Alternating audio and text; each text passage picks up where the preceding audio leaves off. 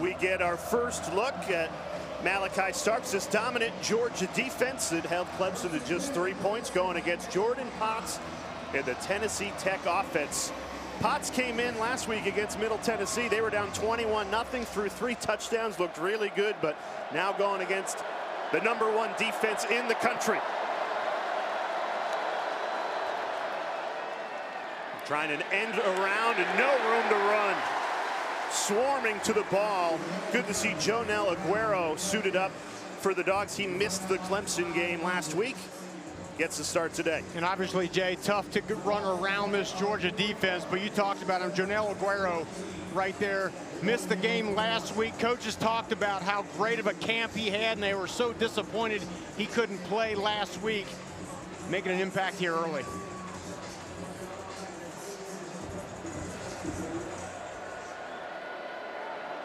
Tennessee Tech loses 4 on first down, so a 2nd and 14. Delayed handoff.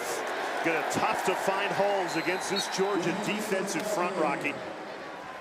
Yeah, and this is the strength of this defense. You know, they lose a little bit on the secondary, but that front 7 for Georgia, the defensive line, the linebackers. Coach Glenn Schumann yesterday told us maybe one of their more athletic D-line groups they've ever had here. That's saying something as well.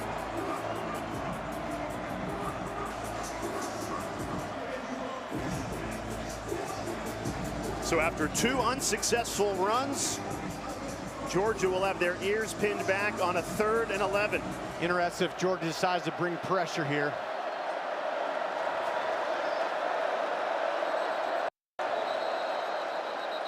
And a timeout taken already ahead of this 3rd and 11. Tennessee Tech.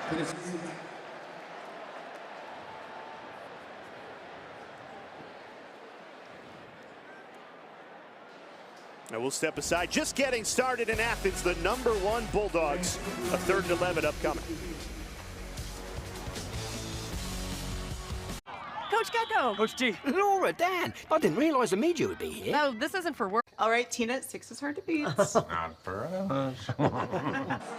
Saturday in Athens, just getting started. 3rd and 11 here for Tennessee Tech, Rocky. I think Georgia, one thing from last year to this year, they wanted more pass rush out of that D-line group. I think they're going to cut those guys loose today. Maybe lean less on the blitz. See if those guys can win one-on-one up there. 5 on the line. Jordan Potts, the quarterback for Tennessee Tech, hands it off. Best run of this opening drive, but well short of the first down marker. Needed 11, only got 7. C.J. Allen made the stop for Georgia. You really enjoyed talking to C.J. Allen yesterday. Great linebacker, young kid, a sophomore. You know, he's the guy in command out there too. He's got that helmet communication. He's the one getting the signal, getting the call in from Glenn Schumann and communicating that to the rest of the D. Georgia's defense forces a 3 and out on the opening drive. Anthony Evans back to receive the punt. Spencer Ashby gets it away cleanly. Evans makes 2 men miss. Here's Anthony Evans showing off the speed. Excellent starting field position after Anthony Evans returns it for 43 yards. A little bit risky from Anthony Evans there. There was a white jersey right in his face, but you just got the feeling he said, look, I want to try to cut one loose today. And, you know, not even a ton of great blocking there, but some good reads. And then you see the speed kicking it to the outside, setting up a great return. Well executed. Outstanding field position for Carson Beck in this Georgia offense.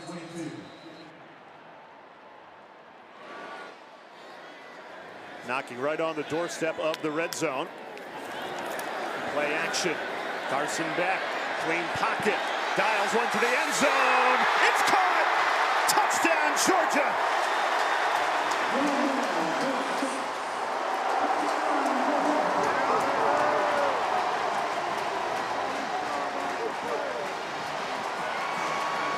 What a start for the #1 team in the nation. You get the 3-and-out stop on defense, the punt return, and then first play, a touchdown. Let's just make sure he was in here, had the ball secured, Jay. I believe that is a catch, and that is going to stand. Great route there by Bell.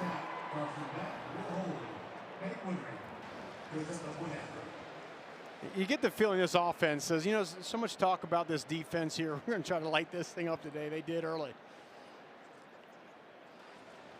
What might be forgotten in the touchdown is Trevor Etienne was in the backfield and did the play action to the transfer from Florida. He missed the Clemson game, so good to see him available, making his Georgia debut. And we'll get a chance to talk about Etienne, but right now this is Carson Beck's game. The beautiful touch on the corner route in Georgia up early here in Athens.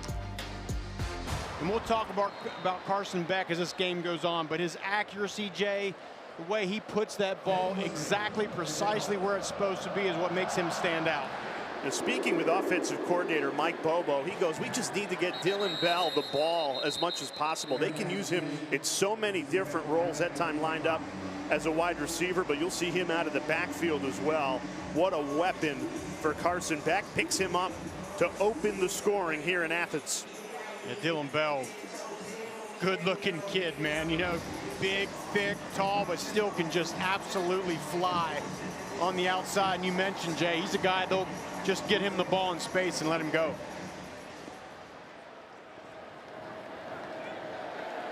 Jordan Potts of this Tennessee Tech offense hoping for a better return. It was 3-and-out on the opening drive. Potts. See, that's Jordan Yates, the wide receiver that they lined up at quarterback. He's a familiar player to Kirby Smart and this Georgia staff. He started his college career as a quarterback at Georgia Tech. Actually started a game against the Dogs in 2021. And Yates going to get some touches at quarterback today. And for Tennessee Tech, they lost their starting quarterback, Dylan Leibel, last week early in the first quarter. So you got to think about Bobby Wilder. Probably don't want to put his quarterback, get to his third quarterback, right? Put him in danger. So you might see a couple of different ones today. It's Potts in there now. Play action, in trouble. Down he goes. Shot out of a cannon. KJ Bolden, the true freshman from Buford, Georgia. Jay, shot having a cannon is right. Look at the right of your screen. They're pulling a lineman from the other side to block him, but he just beats him with speed. KJ Bolden, he had a big third down stop on, I believe it was the first play of the game last week. True freshman, just another athletic specimen on that Georgia defense. A safety who snuck in. Potts didn't see him. 3rd and 14. A pitch. Well defended again. Damon Wilson got there for Georgia. And it is just too easy for this Dogs defense. And they were so good against Clemson. And then you get Tennessee Tech in here. And obviously they just don't have the bodies up front to block this Georgia defense. And that's maybe the most impressive thing about this Georgia defense is, as I said in the open, 27 different guys registered a stat last week. They get so many players involved. And that's such a good thing, Jay, because now everyone feels like they're a part of it. And instead of just 11 guys out there being the guy all the time, everybody's contributing and contributing with depth. Yeah, it is strength in numbers for this Georgia defense. Here comes Carson Beck. It's been a slow burn to becoming one of the nation's top quarterbacks. Originally committed to play baseball at Florida. You know, backup quarterback here in Athens for 3 seasons. And then finally got his shot last year. Led the SEC in passing. And now back for his 5th and final season. To be a 5th-year quarterback, Rocky, at the same school, in the same system, that's like an endangered species. It's an anomaly. You don't see it. So many just one-year quarterbacks in the day and age of the transfer portal. But this guy's been in this Georgia system since 2020 during the COVID year. And all that experience has just paid off. Kirby Smart told us yesterday, how do you get good at quarterback? How do you get good at anything? Reps, reps, reps, and Beck has them. And he's got Trevor Etienne, the transfer from Florida. His first carry in a Georgia uniform, right up the middle, flag thrown. Number 1, Trevor Etienne, the ball carrier. There's a flag on the play. Great job opening up things here for Georgia with the nice punt return. setting up great field position for Carson Beck in that offense. One play, one throw, one catch, one touchdown. That's what puts us right here. ETN's first carry negated by a hold. So this will back Georgia up behind the chains. Line of scrimmage for the Dogs is Yeah, this Georgia running back room looked pretty good without ETN last week against Clemson. Now you add a transfer from Florida who rushed for nearly 1,500 yards. SEC experience. That room gets even better. Here's Beck. Checks it down at ETN. Room to run. Good open field tackle there. Beck's pass is complete for ETN. Well, you mentioned it, Jay. They didn't have ETN last week and still rushed for 169 yards.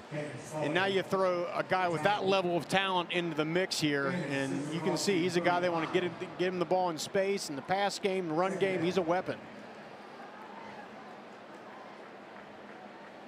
Also, Kirby Smart happy not to have to answer questions about Trevor Etienne's status maybe from here on out. Quick hitter, Arian Smith, plenty of speed. Didn't get the blocking though. Cayman Spalding, back-to-back tackles for the linebacker.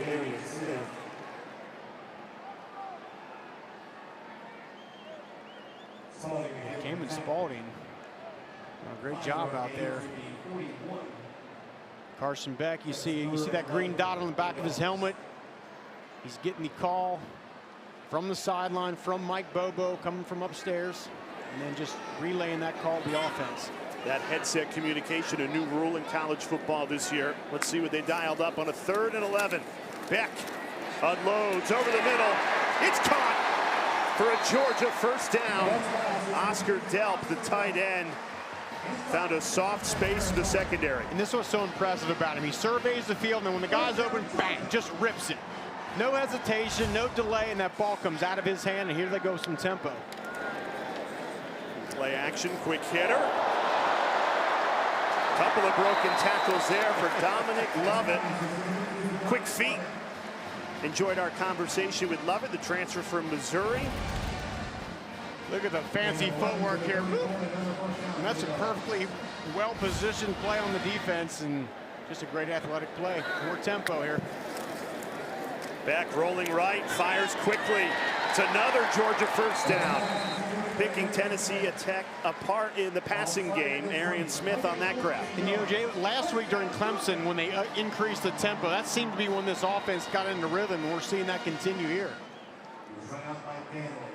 There's just something about that when you have a good play, something positive happens, you get right back on the line and let it go again.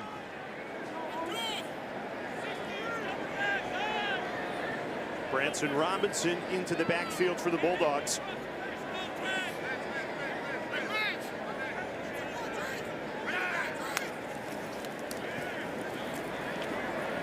Beck dumps it off to Robinson.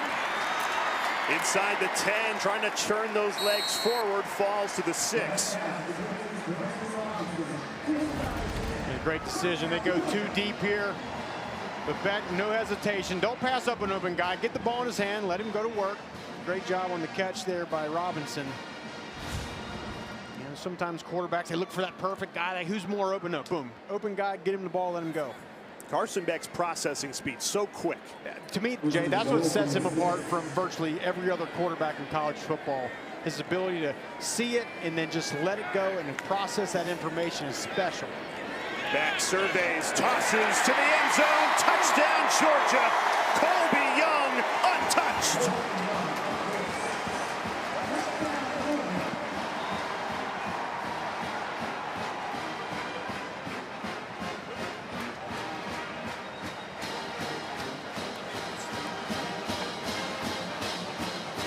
Carson Beck in Georgia, dominating in the passing game.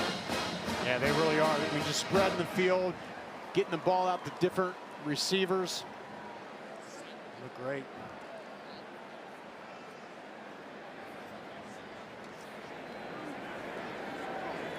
Seven passes on that drive to 6 different receivers. Colby Young had the touchdown. Well, the first touchdown was a deep ball. Then they just started chipping away. Then the nice crossing route to Colby Young. Touchdown last week, touchdown today. Georgia in control.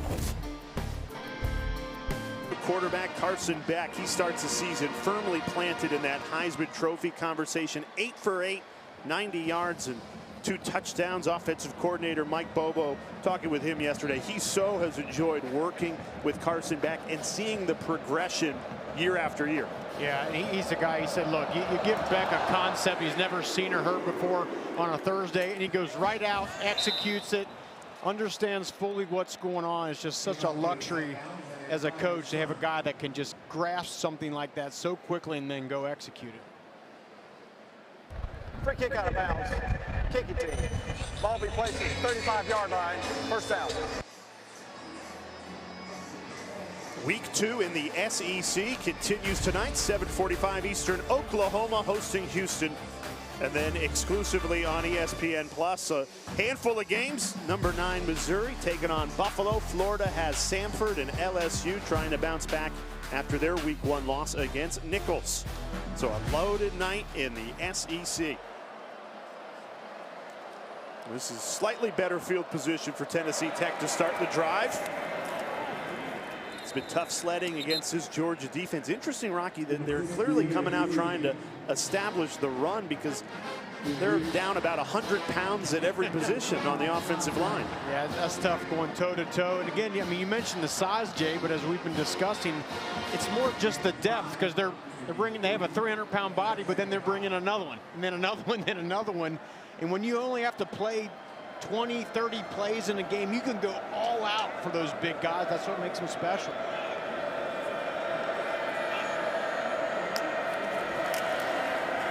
Play action, Potts swarmed, blown up in the backfield. Christian Miller, the defensive tackle, shot in for the sack. Just a great job of just swarming. Smile Munden is the guy that leaked through number 2 and caused the quarterback to have to escape out. You see there number 2 with a great job flushing him out, and then Miller getting him to the ground. 8 plays, 3 tackles for loss for this Georgia defense.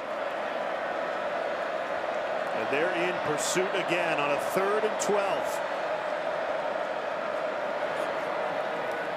Jalen Walker off the edge. Potts diving forward. This will be close to the first down depending where they mark him.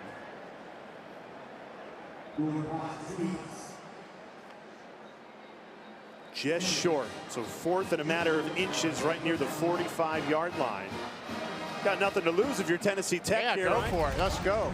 And you'll see Smile London. Watch, he gets kind of, the referee gets in the way. Oh. Which almost enables, that was maybe the best block thrown all day by the referee out there. It's early. Someone could beat it later, but yeah, so far he's the leader of the clubhouse. 4th and 1, play clock winding down. Bobby Wilder has to take a timeout here. His 2nd timeout already. Second charge timeout. Tennessee Tech. 30-second timeout.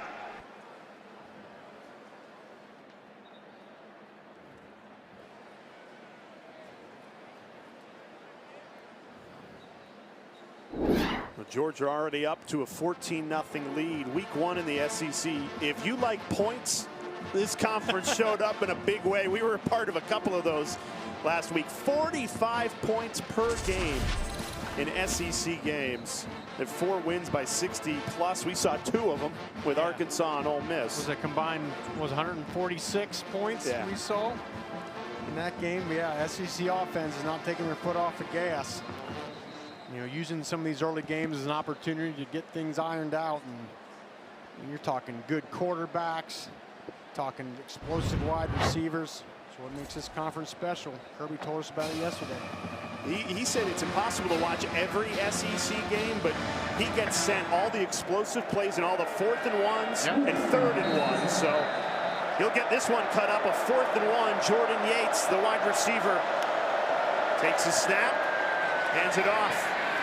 Trying to turn that corner, get a yard, and he did. Jay Parker, 5th-year senior from Nashville, Tennessee. A creative play here to keep the drive alive. That was a good job. Good confidence builder here for Tennessee Tech. Get the end around the jet sweep. Only needed a couple, and that's what they got. And there you go. Good job, young man. Well, and that is a good example of exactly why Kirby Smart, Georgia's head coach, wants all those 4th and 1s and 3rd and 1s sent to him every week, because it's so critical. It can win you a football game if you can execute on those short yardage. Those are the crucial plays. They stick with the ground game. Obi Sani lost his helmet on that carry. Gain of 5. And you're rushing into Nazir Stackhouse, 320 pounds. Christian Miller, 305 pounds. And those guys can also move, Jay. That's why what separates the SEC fronts from the fronts in the rest of college football. Those are the guys that don't grow on trees. You can find athletic wide receivers all over the country, but those are guys that are that big and that fast that can play D-line. There's only a small part of them, and a lot of them go to Georgia. 2nd and 5 wrapped up. Great pursuit. Tyron Ingram Dawkins, who got the start today in place of Michael Williams, who left the Clemson game and has been ruled out for today. And you know, Jay, it's not just the depth they have. It's the fact that most of these guys on defense, Glenn Schumann requires that they know a couple positions. You know, so you're playing a hybrid. You might play a D-end and then an outside linebacker or an inside linebacker and then go to edge rusher like Jalen Walker does so much. And that just increases, in my opinion, your understanding of not just what you do, but the whole concept of the defense, and which allows you just to go and fly around out there. 3rd and 6. Potts, pressure coming. Lost the football, just has to fall on it. He saw 4 red jerseys bearing down on him in the backfield, and he lost control. That's an intimidating sight. I mean, just a little X-stun up front there. You got Raylan Wilson, the linebacker, and then I think that was Munden coming right in behind him, forcing the quarterback, flushing him out. That's how you do it.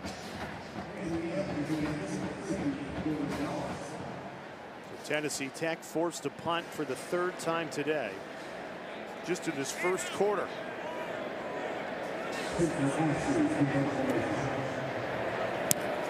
Georgia defense continues to execute at such a high level.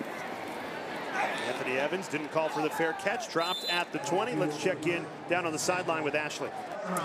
Hey, Jay, when I had a chance to speak with Bulldogs quarterback Carson about what the offense needs to do to get off to a fast start against Tennessee Tech today, he said preparation is key. He said it's not that we didn't prepare well for Clemson. We had a really good plan, but he wanted to make sure to remind all of his teammates to be really intentional in preparation leading up to this one. So when they get out there, they already have the juices flowing. And as you can see right now, with this score 14-0 in the first quarter, they're off to that fast start today. Yeah, actually, preparation is key to anything. And you know, also Clemson makes it tough. First game of the year, you don't really know what the defense is going to do, where they've upgraded, what things they're going to do defensively. But you get one game, you get tape on somebody, you study that thing, and it just helps kind of narrow focus your game plan.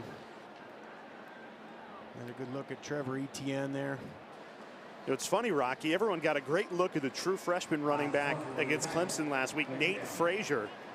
11 carries, 83 yards, and a touchdown. He hasn't taken one snap today because Etienne's back in the mix. Here's Etienne, makes a cut. Spun around just shy of the 35-yard line, gain of 10. And Etienne is just another one of these backs, and all these backs are a little bit different. Etienne, 5'9", 205, and watch him, he just kind of hides behind those gigantic Georgia linemen and then sees a little bit of a crease and hits it. Really well done. Play action. Beck gets it out quickly again. That's Dylan Bell. Caught the opening touchdown for Georgia.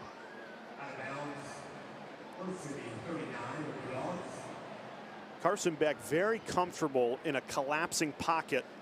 Doesn't panic, gets it out calmly, quickly. And that's all, you know, knowing where your protection is, knowing where the routes are going to develop. There's no panic, just staying calm, delivering the ball. And here's Nate Frazier into the backfield.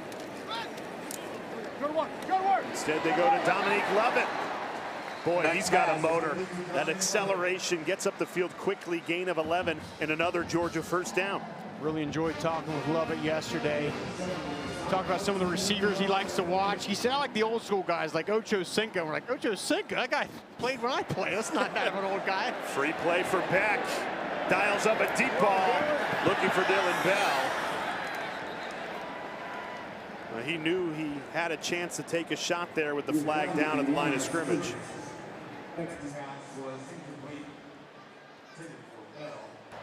Offside, number 52 defense.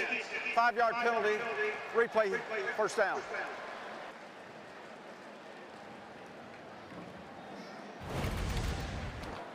It's all quarterbacks know to do this. Get the hard count, and you see those guys jump, you're immediately going downtown. I mean, Aaron Rodgers has made that such a popular thing to do. Peyton Manning, and all the great quarterbacks do it. Go ahead, and if they're going to give you a free play, go try to take it. Go upstairs with it. Condensed formation here by Georgia. Beck goes under center. Hand off Frazier. Breaks a tackle. The Georgia fans so impressed with Frazier's collegiate debut last week. Over 100 yards and a touchdown. His first carry today sends us to the second quarter with the Dogs up 2 touchdowns. 11 for 11, 2 touchdowns, and he's really spreading the ball around. He really is, and you know, here's just a good look after the punt return. This is what really set up that first drive, that touchdown drive. They have his first touchdown pass. That was a Dylan Bell, but for Carson Beck, it's the consistency too. And that's a word you always hate as an analyst here. It's kind of coach speak, but he does it. He makes the right throw again and again and again. There's quarterbacks all across college football that make great throws, but not many of them do it time and time again the way Carson Beck does. Here's Nate Frazier, so explosive, absorbs a big hit there. Gain of 5 for another Georgia first down. And Jay, Nate Frazier has this whole town down here talking. What a special player Nate Frazier is early in his career, just a freshman. He's got that short area quickness. He can put a move on the inside a phone booth. And really, I think just kind of brings that juice to this offense. It's incredible. After one game, just his collegiate debut against Clemson, you have people walking around Athens going, he's the next great. And they've seen a lot of good ones come out of this running back room.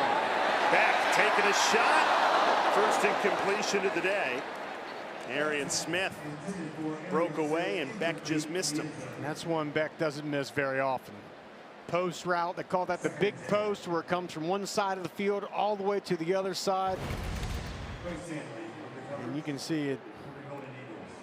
He let that thing go, and he knows, God, could I have that one back? Because that was a surefire touchdown.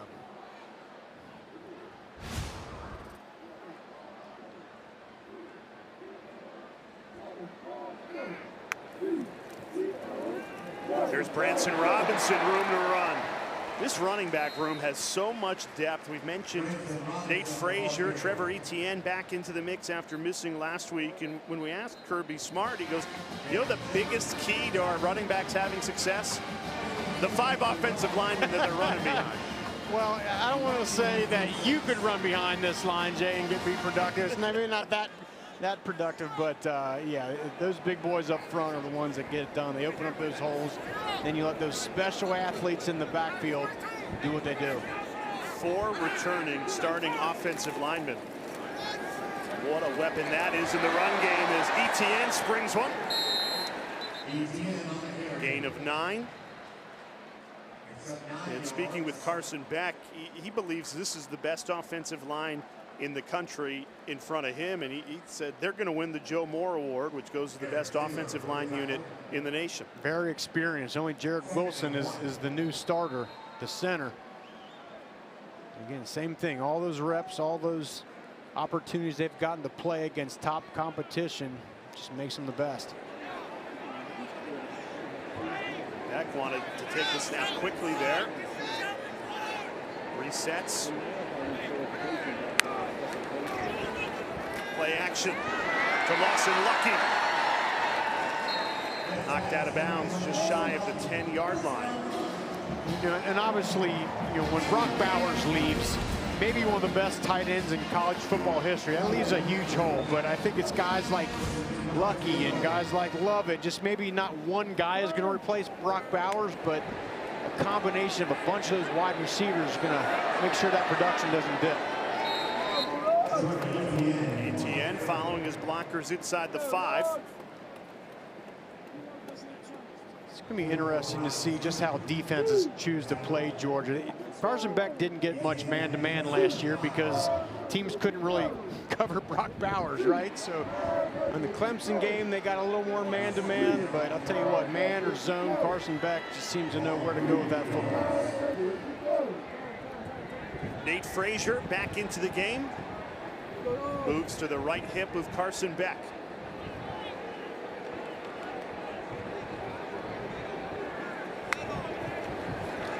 Beck drills it to the end zone, incomplete.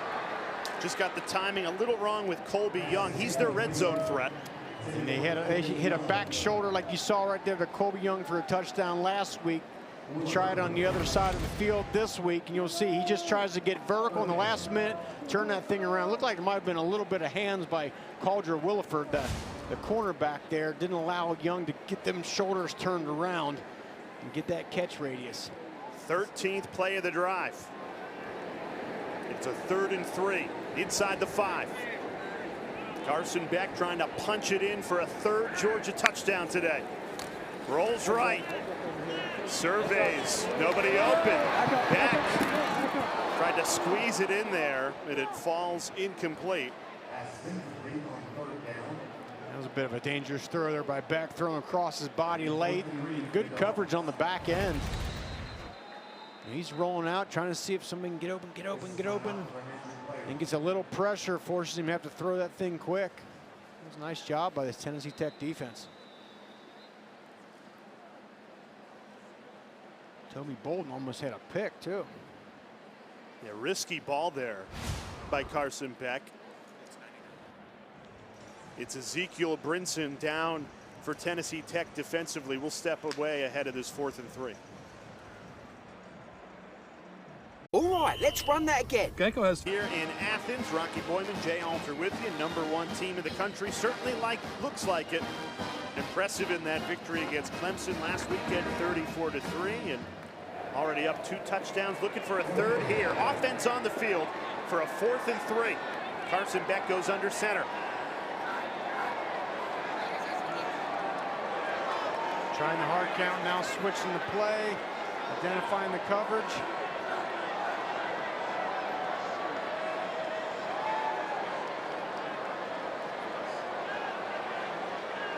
Totally in command out there. See if they run a play. It looks like an NFL quarterback in all the pre-snap audibles, trying to get him to jump. Now he's looking at the sideline saying, all right, come on, now let me run a play here. Let's go. They look happy to just take the timeout and pick the field. Plays whistle there with a flag. Delay of game, offense, 5-yard penalty, still 4th down. Well, you mentioned, Jay, just the confidence of how he's signaling things and clapping. And when the quarterback has confidence, everybody has confidence. Beck stays out as the holder for Peyton Woodring, who was a perfect 2 for 2, including one from 55 last week against Clemson. This one from just 27. Chip shot for the sophomore. And he puts it right through to put the Bulldogs up 17-0.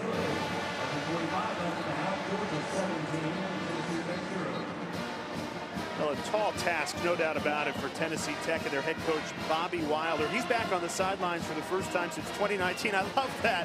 He told us, hey, got a lot of rounds of golf in from 2020 to 2023, but he was waiting for the right opportunity to get back in. Feels like, you know, obviously not against Georgia, but can have a lot of success there with the Golden Eagles. Yeah, he did a great job for many years with Old Dominion, kind of put them on the map, and then, like you said, he finds himself out of football for 4 years. I mean, it's a credit to how highly he's respected to hire a coach that's been out of football for 4 years to bring him in. He seemed really excited about building this program, and, you know, just like every program with a new coach, Jay brought in a bunch of new guys, trying to find a way to get this thing turned around.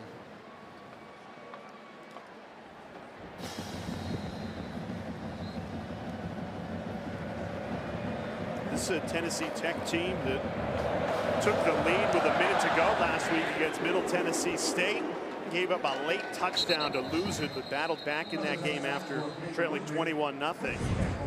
And they've got some famous family that loves this Tennessee Tech football program. That's Falcons rookie quarterback Michael Penix Jr., top 10 pick, right down the road starting his NFL career with Atlanta. And he's here because his younger brother Mekhi is a wide receiver on this Tennessee Tech team, but it's really a Tennessee Tech family. His father, Michael Penix Sr., great running back for this Golden Eagles team, school record 261 rushing yards, and his mother, Takesha, was a track and field star. It's in the genes, Jay. They're undefeated with Michael and Mekhi. That's some good ones. Now, it's funny, Rocky, when you're the younger brother of a great quarterback, you're going to end up playing wide receiver, and that's exactly what Mekhi is. For probably no other reason than Michael's like, hey, get out there, let me throw you some balls and get some practice. And there's Mekhi right there. 6'4", 200 pounds, and just a redshirt freshman, so I'm sure the best football for him is ahead of him. But yeah, how would you like to go out and catch passes from your brother, who was, in my opinion, one of the more dynamic quarterbacks we've seen in the last 5 years in college football? He was special. New quarterback in for Tennessee Tech. This is Ethan Roberts, who hands it off there for a gain of 5. Jalen Mitchell, the transfer from UConn. And we talked to Bobby Wilder. He said, look, we got our first string quarterback, Dylan Leibel, hurt last week. We got to go into conference play next week, so you might see a few different quarterbacks out there in an effort to not get another one dinged up. And I think it makes a lot of sense. Yeah, Roberts runs off. Jordan Yates, the Georgia Tech transfer wide receiver, goes in to run this play at quarterback. 3rd and 5. Georgia's got their ears pinned back defensively, and a flag flies before the snap. Early the substitution, offense broke the huddle with 12 players. That's 5-yard penalty, still 3rd down. And so 3rd and 5 becomes 3rd and 10. Bobby Wilder's team is already 0 for 4 on 3rd down today.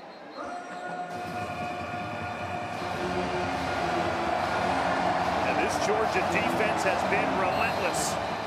No doubt about who's the best defense in the country to start the season. They showed it against Clemson, holding the Tigers to 3, and they have looked really good today.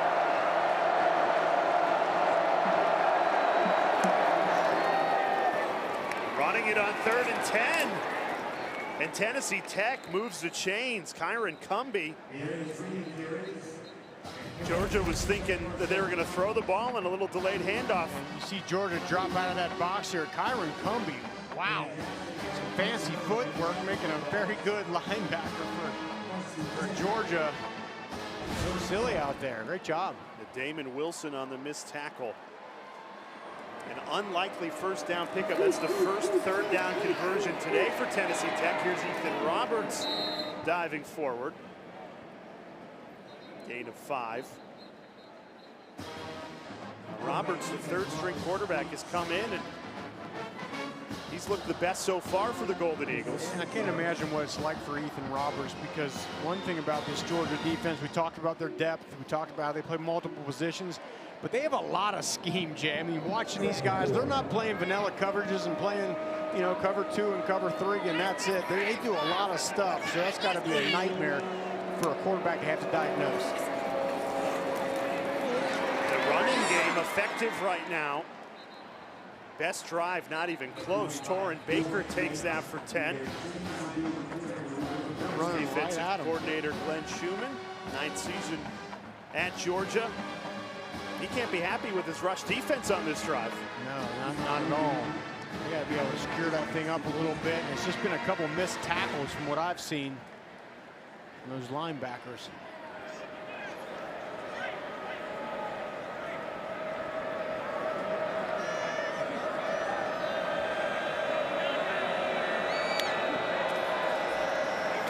A fumble that landed right into the arms of Torrin Baker. Roberts didn't handle the snap cleanly, and fortunate that Baker was there. So Tennessee Tech, first play of the game, they attempted a pass. Since then, 18 straight runs. be lucky than good. Fumble it right into the hands of your running back. And they're choosing to keep this thing on the ground, let that clock continue to tick away.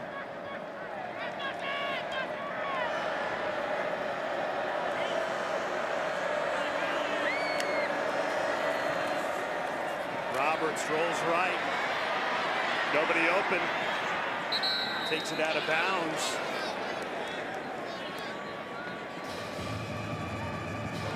Joseph Jonah Ajanye, the true freshman in pursuit there.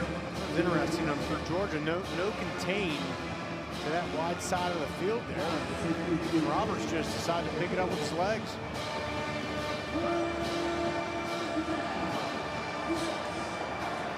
Eighth play of this drive for Tennessee Tech. That's the longest drive they've had in this first half.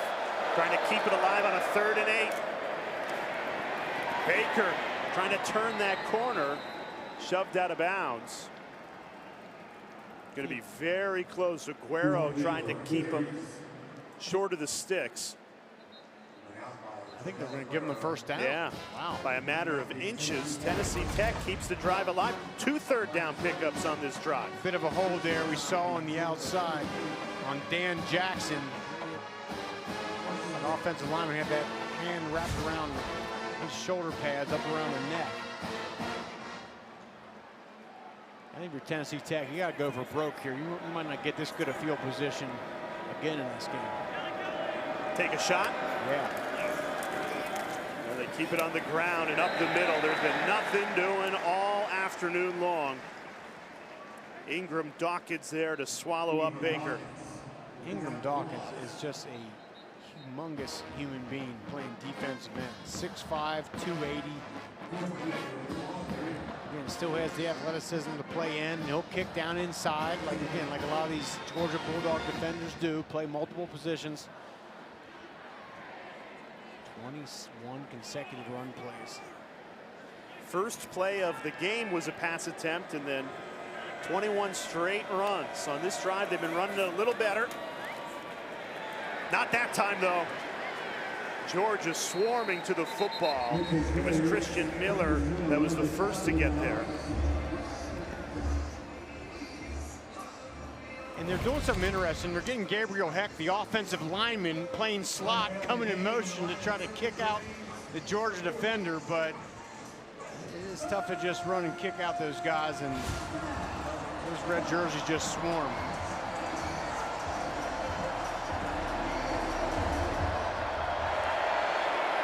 Georgia trying to get off the field on a 3rd down. Tennessee Tech has converted their last 2 third downs.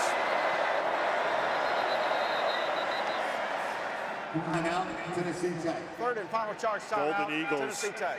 burn their final timeout of the half. We'll take it as well ahead of a 3rd and 12.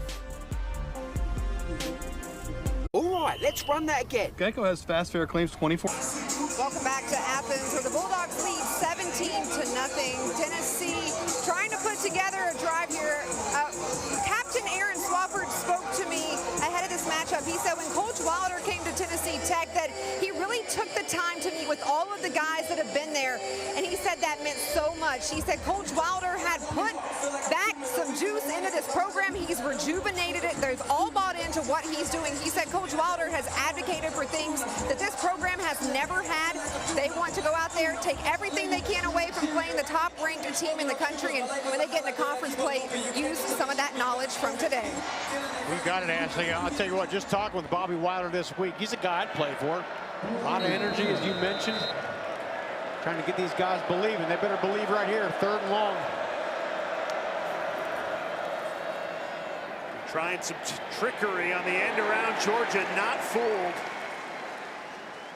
Dan Jackson, the 5th-year senior safety, shot in to make that stop. That's what's so unique, Rocky, about this Georgia team. It's not just Carson Beck, who's a 5th-year senior for this Georgia team. They've had a lot of guys stay in this program, be on the scout team, invest in Georgia, and then their 4th and 5th year, they get to make plays on Saturdays. Yeah, it's just a program that you don't want to leave. You want to be a part of it because the excellence that just exudes all the time, everywhere here. Dan Jackson, his 5th year making plays. So an 11-play drive for Tennessee Tech that took 7 minutes off the clock results in a punt and a touchback. And we'll be back in Athens. Carson Beck and the Georgia offense back on the field, up 17-0. Okay, trainees, let's work This spring, the old hedges had surrounded Dooley Field for 31 years and certainly saw a lot of winning. They did their time. Now some new hedges to keep the golden era of Georgia football rolling here at Athens. Very cool. Look great. Do you do your own replanting Absolutely when it comes not, to? no. That's some effort. Here's Trevor Etienne, a flash. There he goes, biggest play of the day for Georgia. 45-yard run for Trevor Etienne. Oh, that's what has folks here in Georgia so excited. You're going to kick your guy out, and then from there, look, that's the thing. You break through the front line, and then he has the speed to kick it to the outside and gain a bunch of yardage. Just, again, add another weapon to this dangerous Bulldog offense.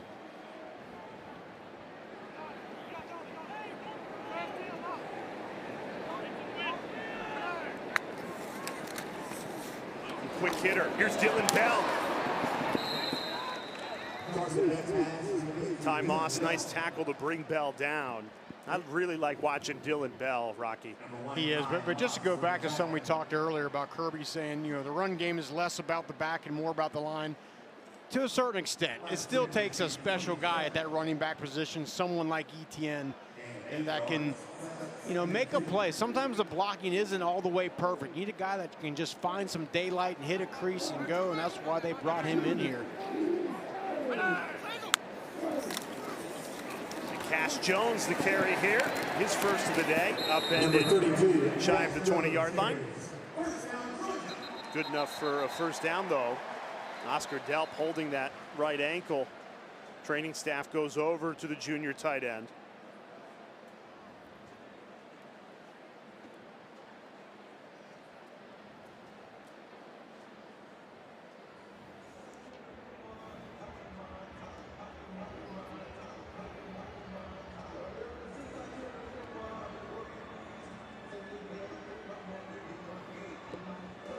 We'll step aside as Delp gets treated. Georgia leading 17-0.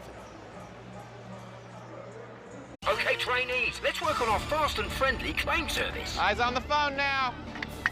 Look alive, Drew. Your repairs have been scheduled. Nice. Yes, you'll get a rental car on site. Heads up.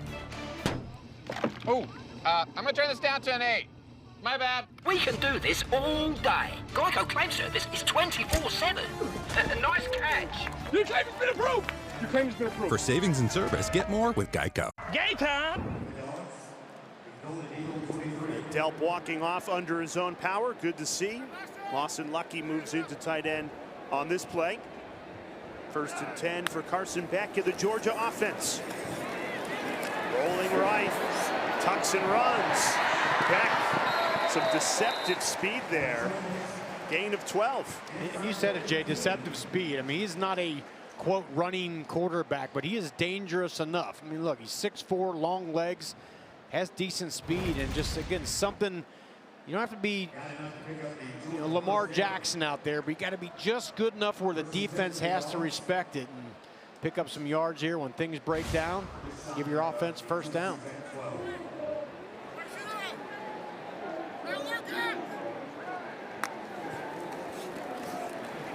Quick hitter, Darian Smith inside the 10, and that takes us to our 2-minute timeout. New rule in college football this season. Georgia trying to punch in another touchdown ahead of halftime. This is a 2-minute timeout. Let's go to our next segment, Fairest Calls. Saw last week trailing by a touchdown at Oklahoma State in the 4th quarter. Yeah, and Arkansas was up big early in that game. Oklahoma State has come roaring back. Georgia leading 17-0 here against Tennessee Tech. Down in the red area, they do so many shifts and motions. It's tough for a D. pitch. Branson Robinson ankle tackled. Kalen Crummy did very nice. The junior from Tuscaloosa, Alabama, transfer from Army. Sets up a 3rd down for Georgia. They stalled inside the 10 on their last drive. Had to settle for a field goal. Carson Beck, the Bulldogs offense, trying to get it into the end zone here. On a 3rd and 8.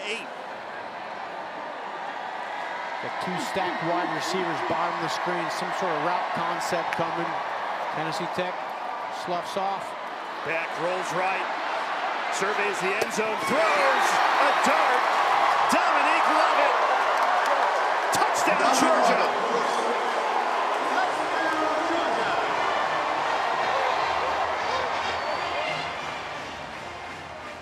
Lovett just found enough room for Beck to fire it in there for a Georgia score.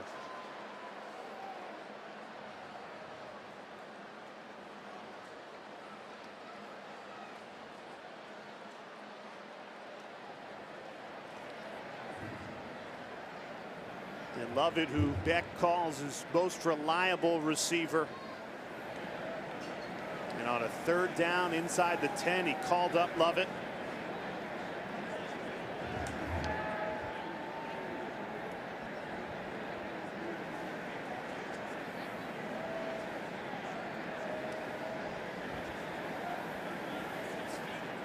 They're just making sure that Lovett's feet were in bounds ahead of this extra point. Looked good. And finally, we get the go-ahead. There we go. Really enjoyed our conversation with Dominique Lovett yesterday. Asked him what sets Georgia apart, and he said the competition level in practice. Our hardest days are Monday through Friday. You get to Saturday, make plays like this, it's just fun. And part of it here is Carson Beck. Look at the patience. He didn't just run out of there. He's patient, surveying, and then as soon as Lovett gets a sliver of open area, just puts the ball away from the defender on the outside part of the body of Lovett. And just a good job of Dominic Lovett. You talked, Jay, about the competition. That's part of it. You got to fight to get every catch around here because they're not. You may not get another ball thrown to you the whole game. There's so many great wide receivers on this team, so you got to make them count. You got to make your quarterback have confidence in you. Yeah, I love those quotes he told us yesterday. You got to make the quarterback right, and there's no such thing as a bad ball. Now, let me tell you, every quarterback, you're going to make friends with the quarterback if you say, hey, look, there's no such thing as a bad ball. In other words, I'm going to catch everything. Just put it in the area, and I'm going to catch everything out there. I think it's a great mentality for a wide receiver to have. Instead of complaining, oh, that ball was behind me, the ball was too high. No, no, no. I'm going to get everything. I think Zay Flowers on Thursday night sitting in the back of the end zone was thinking maybe there's something as a bad ball. Right. So Georgia, the #1 team in the country, an incredible 40 straight regular season wins. They haven't lost here at home since October 2019, but there's an even more impressive streak pertaining to Georgia football. It has nothing to do with the players on the field. It's about a fan sitting in the stands. We'll tell you about it in the second half. You do not want to miss that story. Yeah, this is going to be absolutely fantastic. Can't wait to tell this story. Minute 10 seconds remaining in this first half. Georgia's defense continues to swarm. That pursuit of the football. C.J. Allen was in on that. Georgia takes a timeout. Gabe Harris on the stop as well.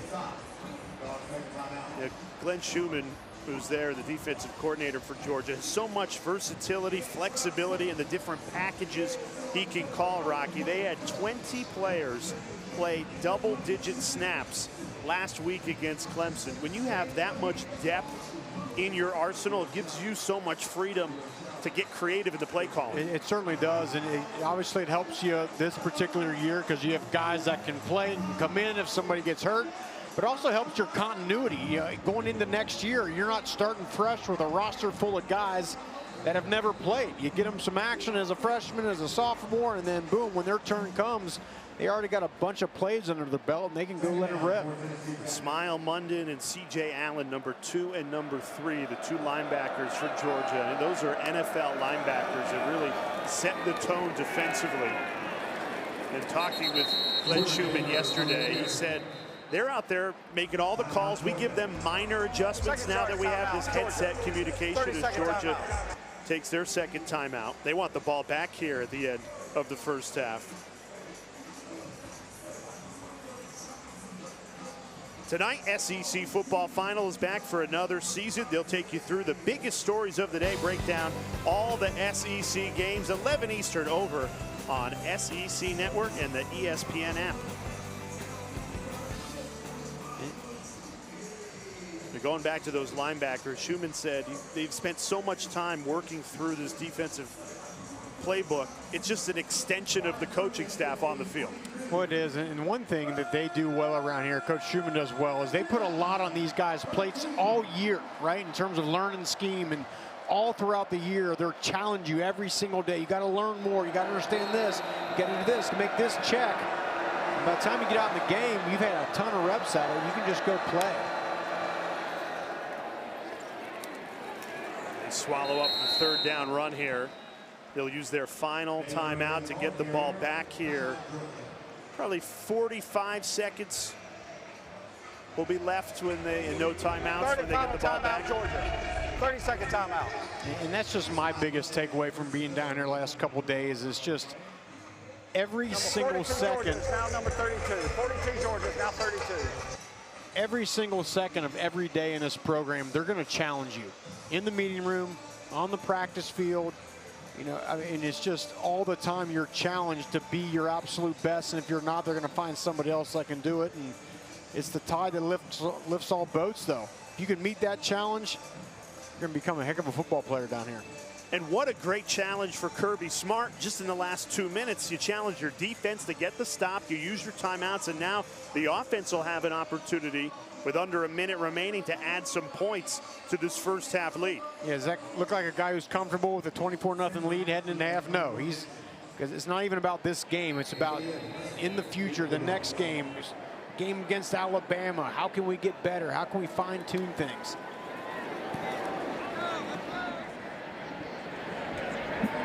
Anthony Evans tiptoes out of bounds.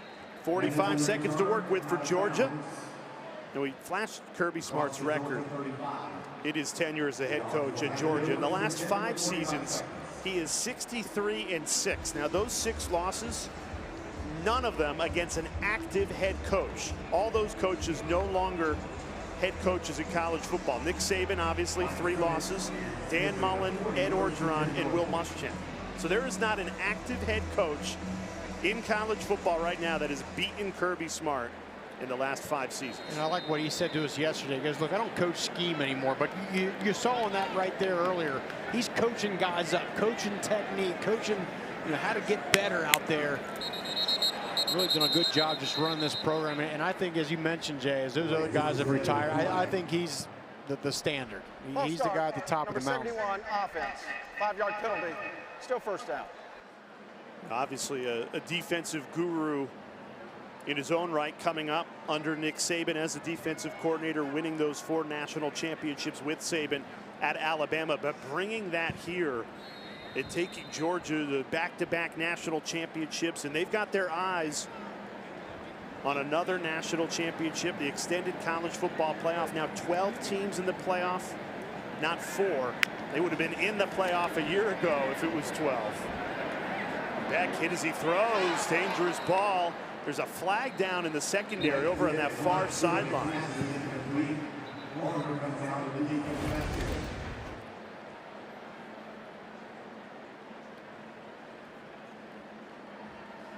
Beck is hanging in that pocket. Before the pass, holding number 13 defense. Penalties 10 yards from the previous spot. Automatic first down.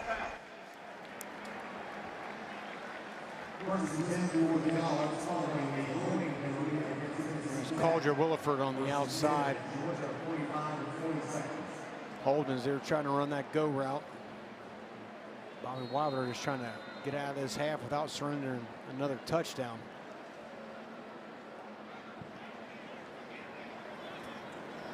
40 seconds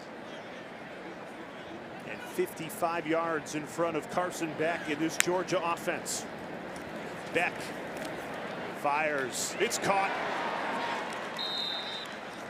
Clock will stop because it's a Georgia first down here. 34 seconds remaining. Dylan Bell on the grab. Good opportunity to see Carson Beck in command of this offense in a 2-minute drill.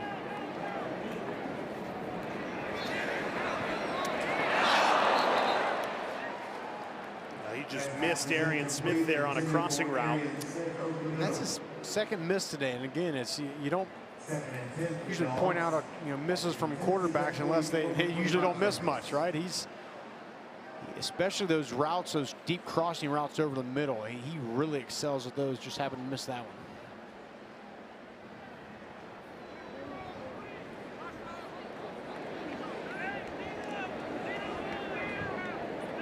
25 seconds remaining. Certainly a good opportunity to, if nothing else, get in field goal range here. Beck steps up.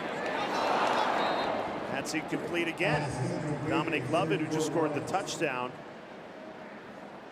And Tennessee Tech's making it hard to get anything deep. They are really playing off on the outside, playing a deep middle of field safety, and just making you earn everything underneath.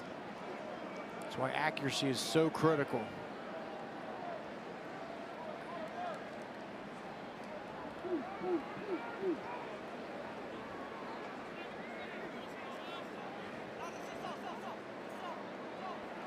Three wide receivers to the right, one to the left for Carson Beck on a 3rd and 10.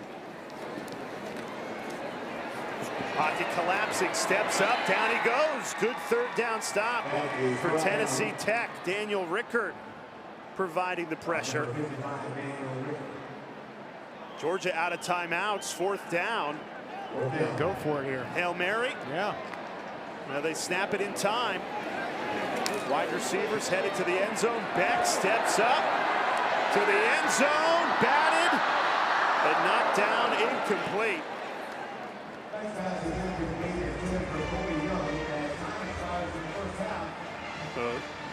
A couple of incompletions on that final drive. Kirby Smart talking with his quarterback Carson Beck. Georgia heads into halftime up 24-0. I don't think Kirby Smart's going to be happy with how that half ended. An opportunity to try to get a 2-minute drill going and get some points. Weren't able to do it. Take a big sack there on 3rd down.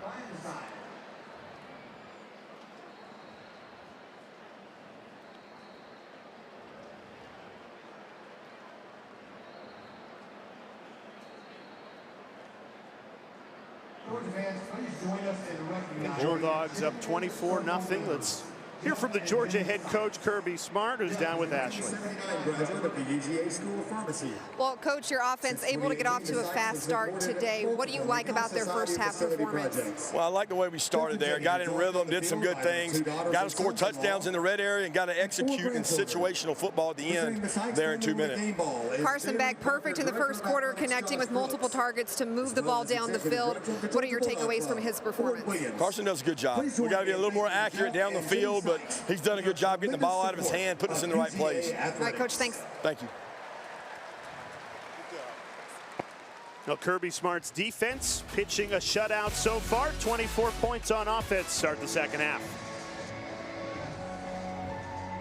Yeah, and I think this is a drive here to open this half that Carson Beck is going to want to get back in rhythm. Again, just uncharacteristically missed a few throws. I think they give him some easy completions early on, get him back in rhythm, and then let him push the ball down the field a bit.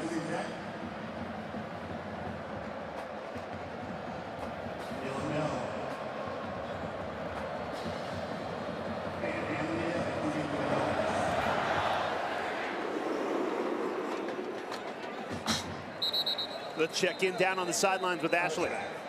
Hey, Jay, well, I just caught up with Tennessee Tech head coach, Coach Bobby Wilder, who, as you guys know from our conversation, always gives a good soundbite. I said, hey, Coach, what can you tell me about what you told your guys about that first half? He said, look, I'm proud of us. We had a 13-play drive on offense against the #1 team in the country. Our defense also made them take a field goal on one of their drives, but in the end, he said, please make sure you tell Rocky and Jay, this is like having a root canal. It's painful, but afterwards, you get up and go back to work.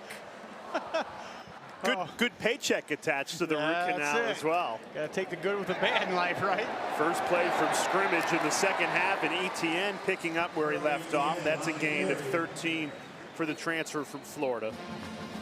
You just take a look at this Georgia offense. We mentioned the 4 starting offensive linemen that return. The running back room has great depth. And then you can't win football games if you don't have a great quarterback. And they feel like Carson Beck has really emerged as one of the top quarterbacks in the country in his 5th season here.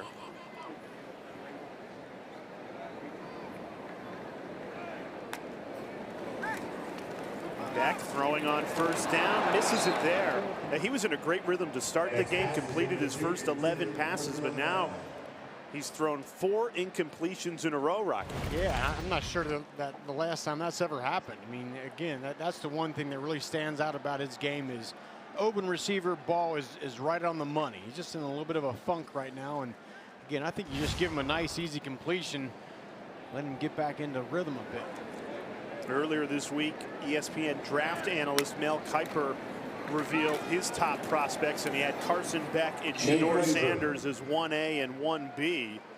You take a look at their numbers. Obviously, Shedeur's played a lot more seasons than Beck has, but likely to be the top 2 quarterbacks taken according to Mel Kiper. Yeah, and the question, can he win the Heisman? Absolutely. The question is he going to have the numbers to do it? You know, last year, Caleb Williams had 41 total touchdowns, Jalen Daniels 40. And, you know, just with so many great players on this offense, you just wonder if he's going to have the numbers to be able to win a Heisman. 3rd and 7. Beck tucks and runs, trying to pick it up with his legs. And he does. Needed 7, got 9 to the 50. Not sure that's a shot you want your quarterback taking right there. Beck's tough. I think it was a good decision to take it off with the run and picks up the first down.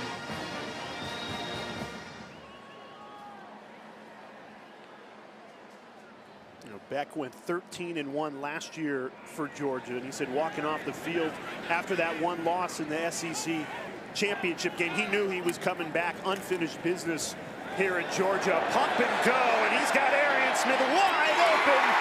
Hits him for a Georgia touchdown.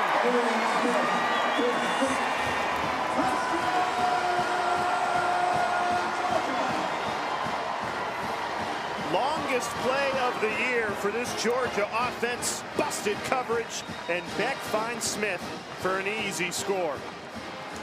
And Beck finally able to get another deep ball off.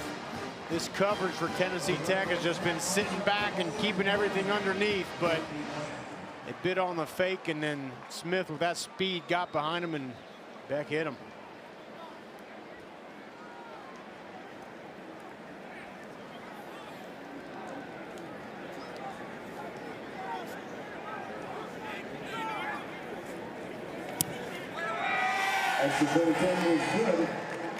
But Carson Beck continuing to deliver, Rocky. Here's a way to get back on track. Just throw a ball to your guy who runs a 10-1 in the 100. Let him run underneath it for the touchdown. The Dogs up 31-0. League and in the Heisman Trophy conversation. 4 touchdowns today, Rocky. To your point, he has to have the stats, not just the winning. That's pretty good, considering we just kicked off the 3rd quarter. Exactly. I mean, here's a day like today where you can pad those stats a little bit for Carson Beck. That last drive, a couple of misses early, but he hit when it mattered.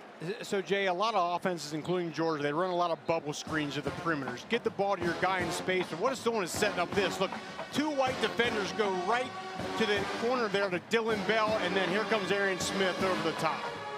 That's what teams do, the bubble screen, make you tackle in space, and then the pump fake, and then they go downtown to Arian Smith. That's why those bubble screens, that's why you see them so much. It's setting up that play.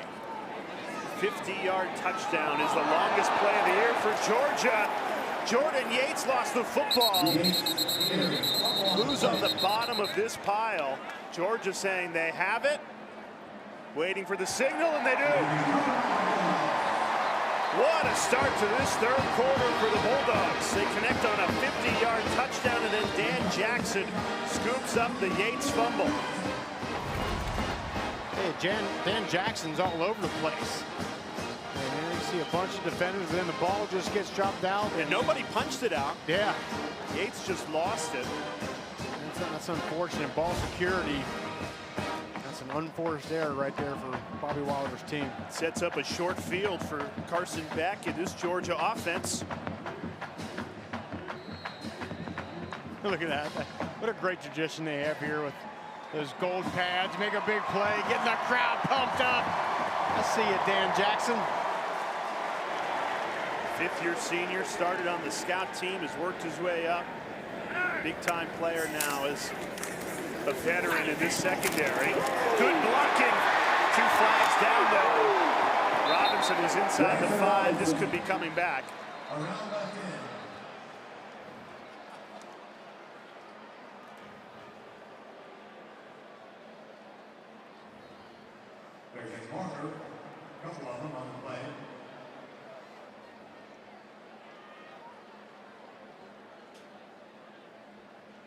I didn't see in real time where the foul occurred.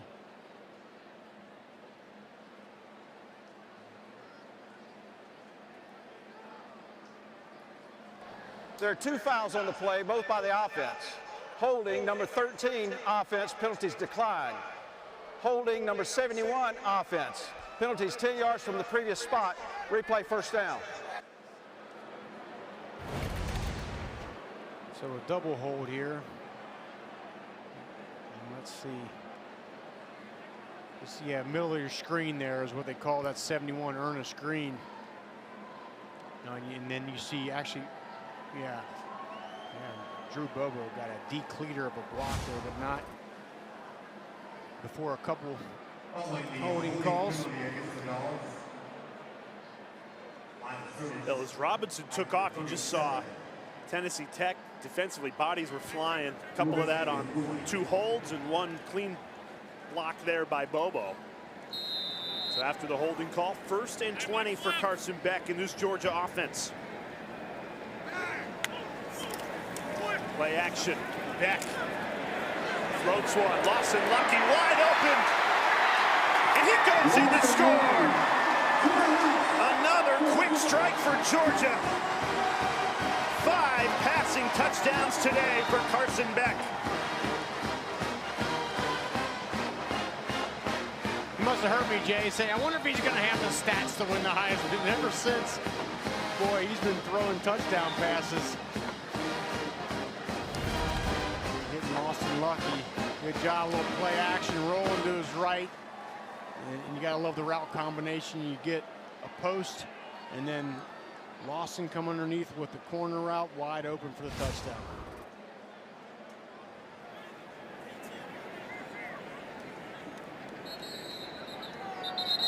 Flags before the extra point.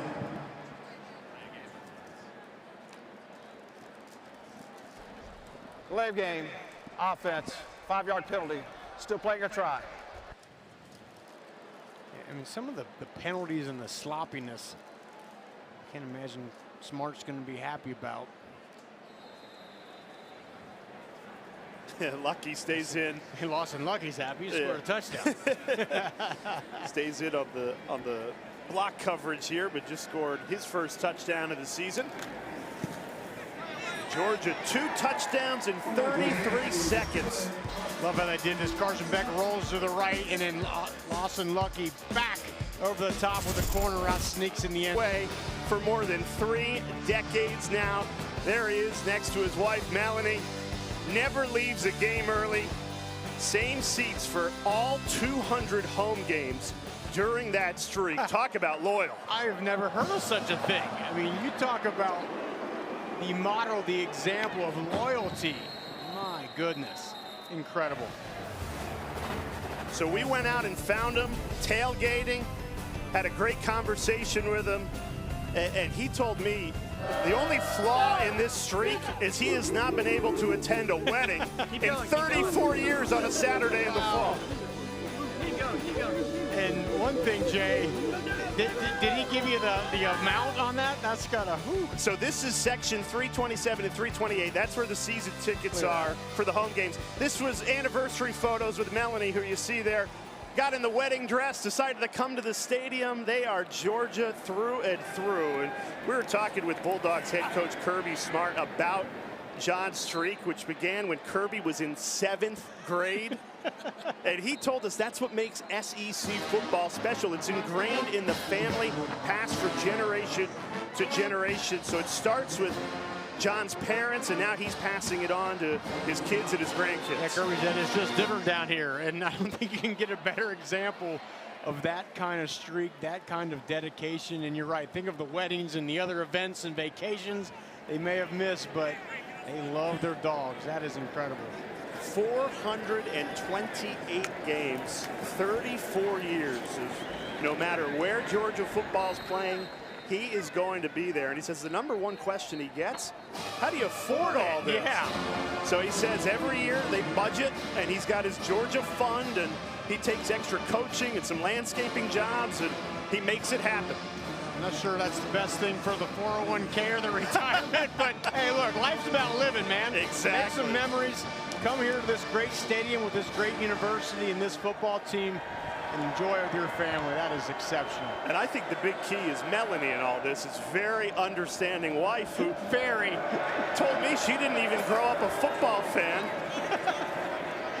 But once you start dating John, it was a non-negotiable that Georgia football was going to be a part of their life. Yeah, you definitely have to have a very understanding wife to come to the 428 straight games. Wow. Ineligible receiver #4 offense was not on the end of the line of scrimmage and went downfield. Penalties decline, 4th down. So Georgia's defense forces another 3 and out.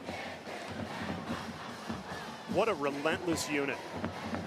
Yeah, just again, the depth, the scheme. It's not a vanilla scheme out there. Number 32 for Georgia is now 42.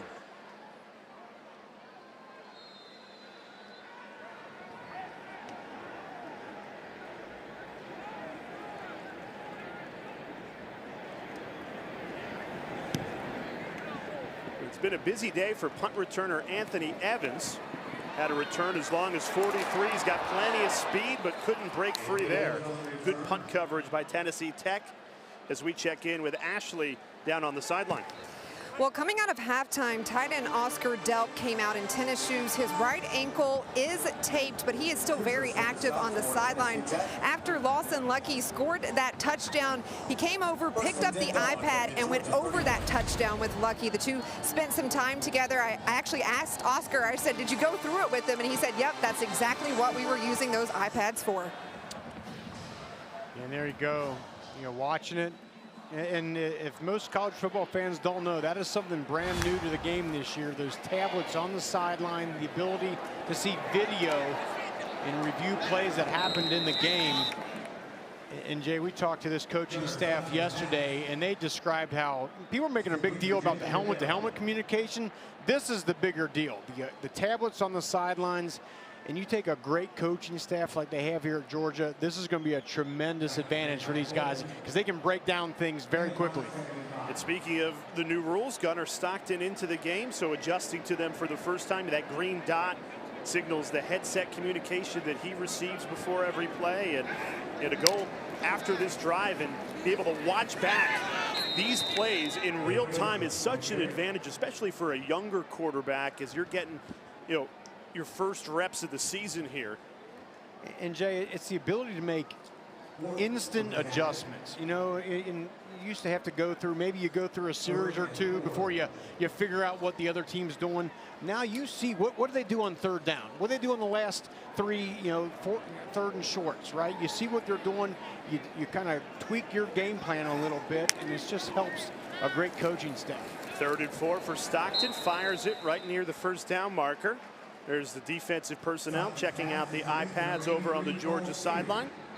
And it takes the resources. Obviously, Georgia has a ton of staff, a ton of coaches. This is a well-oiled machine, and it's just a great thing that's only going to help the best get better. They're going for it on 4th and 1. I don't know why that play was blown dead. I think Stockton still had forward momentum and spun out of it. He would have been gone. I think they blew it thinking it was just a stopped quarterback sneak, and he squirts out the other side. Kirby Smart not happy about it. Take another look. He's still churning those legs. He spins out of that quick. Oh, man. That should have been a live play. If I'm Gunnar Stockton, I'm upset because that was a touchdown.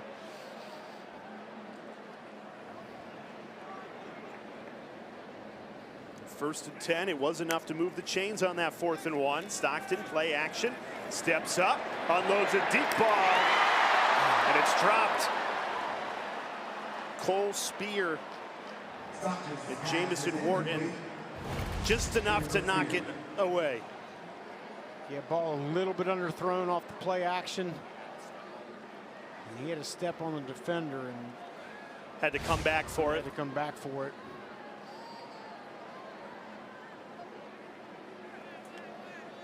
It's going back to the iPads, Rocky, the new technology and the new rule in college football. On paper, it's the same advantage for everybody, but it's how you use it. Some teams are going to use it a lot more effectively than others. And Kirby Smart has challenged his staff to try and gain those competitive in-game advantages. That's exactly what it is. And it's just, you know, the caliber of coaches you have. You have the best coaches in America here at Georgia. So they're going to be able to take a tool and use it better than another coach or coaching staff might be able to do. So, yeah, you know, the rich get richer.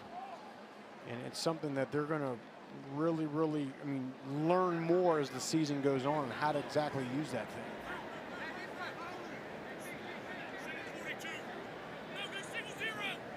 First and 10, Gunnar Stockton moving the ball well. Backup quarterback with his first drive of the game.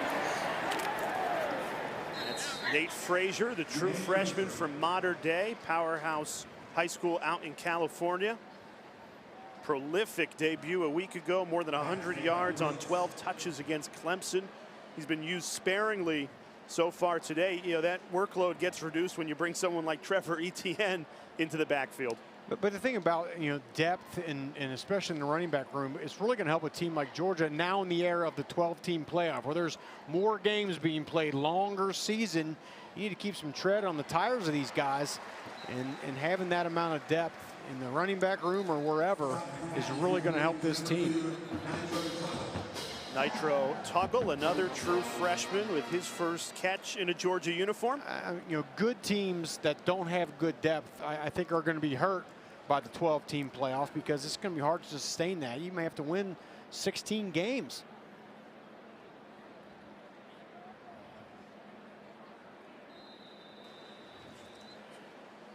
Jamison Wharton down in the secondary for Tennessee Tech. Will step aside. Georgia up 38-0. Step up to the plate with Xfinity. Good day at the office for Carson Beck, fifth-year senior quarterback, 5 passing touchdowns, ties most in program history, along with Stetson Bennett and 7 others. He started off with a bang there. First pass of the game, a touchdown to Dylan Bell. Then was eating up Tennessee Tech underneath, rolling out, and he showed about every facet of a quarterback that you want to see from a Heisman contender. And here he capped his day off here with a nice deep ball to Arian Smith. He showed he can make every throw on the field. So his day is done. The backup Gunnar Stockton in.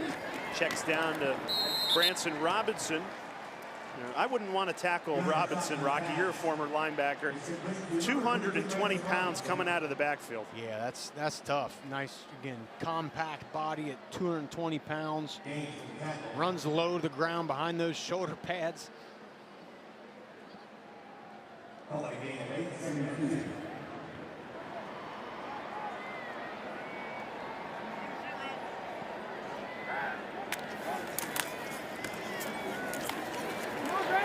Back to Robinson, breaking tackles into the end zone. Touchdown, Bulldogs. Touchdown, Georgia.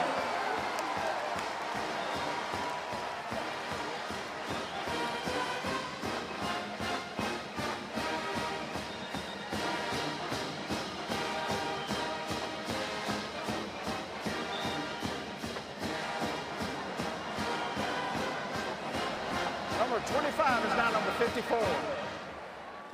No, Branson Number 35, Robinson correction, is 54. scoring the touchdown there. Coming out of high school, top-rated running back.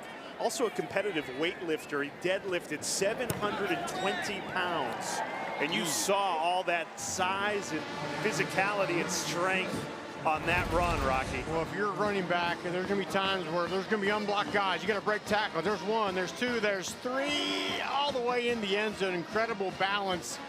And you mentioned it, Jay, the strength from those weightlifting sessions and power lifting, and then just the nimbleness there to stay on his feet. It's great stuff.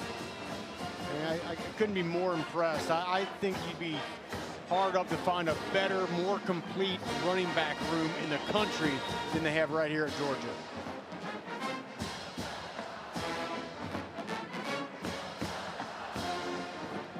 $45-0 for Kirby Smart and this #1 Georgia team. They look every bit the part for a preseason #1. Feels like they've been #1 for long stretches of the season. Really, since that 2020 season, they just found a new gear. 40 straight regular season wins. Their last regular season loss was all the way back November 2020. Read and react with Cole Kublik and Roman Harper back for another year each week. Monday, 7 p.m. Eastern Time. They'll take a look back at the biggest plays, players, and games from the weekend season premiere. Monday night, 7 Eastern on SEC Network. They'll have plenty of highlights for this game showing off the #1 team in the country. And Cole's going to be happy talking about all the great running and the blocking of the line.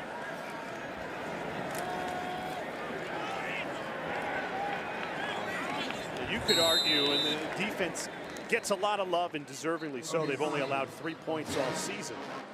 But the best individual unit, Rocky, might be those 5 up front on the offensive line. 4 returning starters, and then you add in Jared Wilson, who looks terrific at center. Yeah, it's again, as I've been discussing, they just don't have many of those kind of guys. Like an Ernest Green, who's 6'4", 320, and can move. Jared Wilson, who's 6'3", 310, and runs 19 miles per hour. They don't grow on trees, and they got a bunch of them here at Georgia. It's going to help out a loaded run game. And defensively, they're so sound all over the field. Timeout, Tennessee Tech. That it's hard to pick an individual unit. Is it the linebackers? Malachi Starks in the secondary, but they come together as an 11 on the field and just move so well together. I think it's a good way to describe it. It's like there isn't 3 separate units out there on D. They're all kind of the same deal. Up around the line of scrimmage, back, and there's that offensive lines you talked about. And we talked about Carson Beck and his experience being here 4 years in the program, and since 2020. That goes for offensive line too. The more you do something, the better you get at it.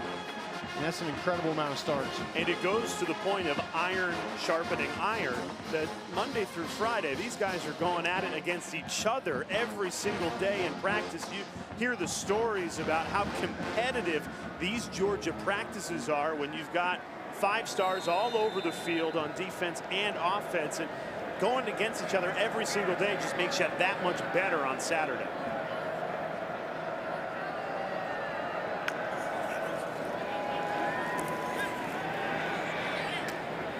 Tennessee Tech throwing on first down. And Jay, I want to go back to what you just said. You got a flag. And we'll get the call here real quick. Personal foul, face mask, number 9, defense. 15-yard penalty from the end of the run. But again, back to your point about iron sharpening iron, in the practices and the competition. Remember yesterday when we talked to Dominic Lovett, he said, the practices are so hard that a lot of times we get out on the game field and we're like, man, this is easy, right? This is near as tough as going up against 5-star talent and some of the best college football players in the world. And you work at that level in practice, you get out in the game, and sometimes you just can go let it rip. And man, what a luxury day.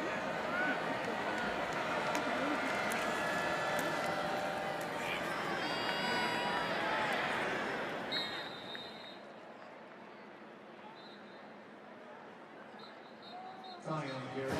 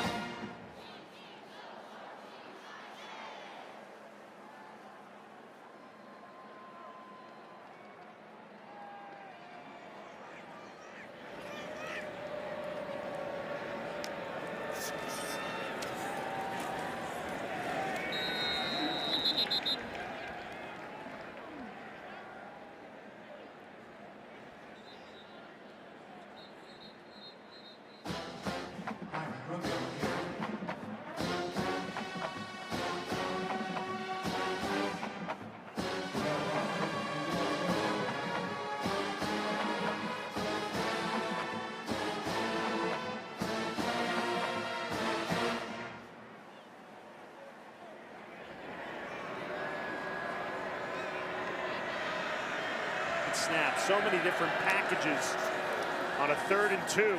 Sending pressure.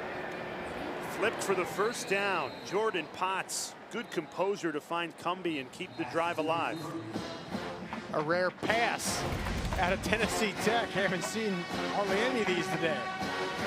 Good job on the boot, rolling out, hitting the guy in the flat. That's how you do it. And Tennessee Tech now positive passing yards. They were -7 at halftime. They're up to 15 through 6 passes.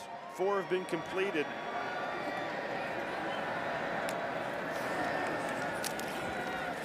Back to the running game. Swallowed up.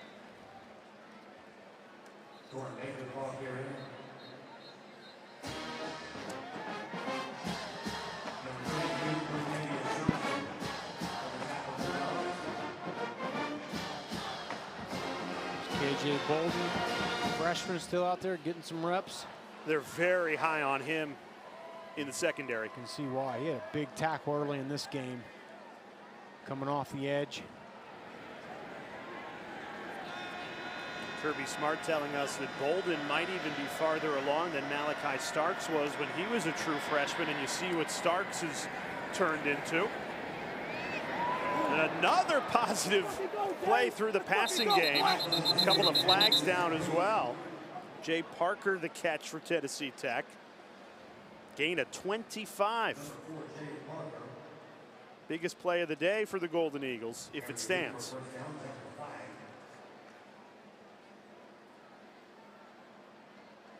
Pass interference, number 17 offense.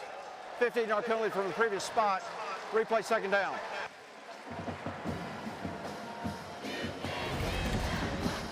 You see at the bottom of your screen, just a push off, and before he catches that ball, you see the right arm extended out. And that's what drew the flag. When you commit a foul right near the ball, all the eyes are looking at you. We're going to catch it. So what would have been Tennessee Tech's first trip inside the red zone is now 2nd and 24 from the 48-yard line.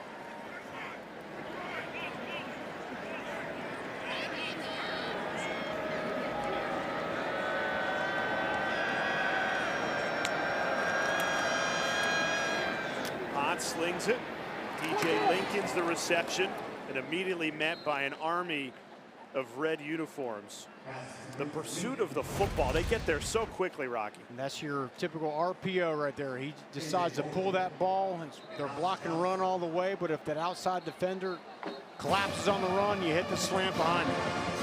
And that is one of the biggest plays that have revolutionized football, I'd say, in the last 10, 15 years. That run-pass option, you saw it beautifully right there.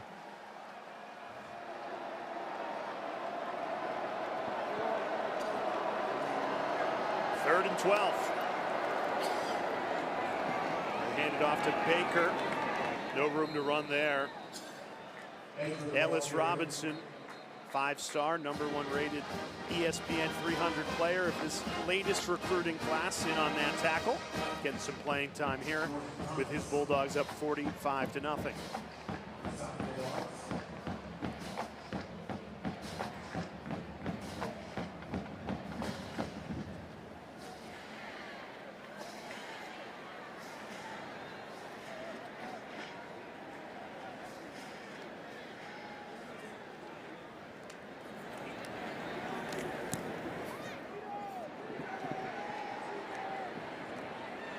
The punt pins Georgia inside the 10 as we remind you Tuesday 8 Eastern on SEC Network. Latest episode of True South. They're traveling to Austin, Texas, meeting the locals, eating good food and talking about the South. Of course, that includes a lot of college football. Going to be a great show going down to Austin. Looking forward to that. Tuesday, 8 Eastern on SEC Network. As now Austin joins the SEC footprint. Still weird to say, right? But I'll tell you what, Austin definitely on the map in terms of SEC football, what they did to Michigan today. I think there's a clear gap, and you can say there's a lot of seasons, but this year I think even more so when you see Michigan might not be up to their standard. Nate Frazier limping off the field there. Most wins, Texas beating Michigan today, moves ahead of Notre Dame. Rocky won't like that. We're going to get that fact checked right there. I'm not sure Texas has one more. I'm going to call my people and see if my Irish are one behind the Longhorns. But I mean, to your point, you know, Jay, about Michigan, and first of all, just tough to win a national title and then reload and go back to back. Georgia seems to do it, but it's a hard thing to do. Frazier a little banged up. You hope he's okay. Promising freshman running back who had such an incredible debut against Clemson a week ago. Limited touches today. You just hope that that's nothing too serious. Final play of the third quarter. Stockton goes under center. Second team offense out there for Georgia. Nice hole opening up, running right through it. Chauncey Bowens, another talented freshman tailback.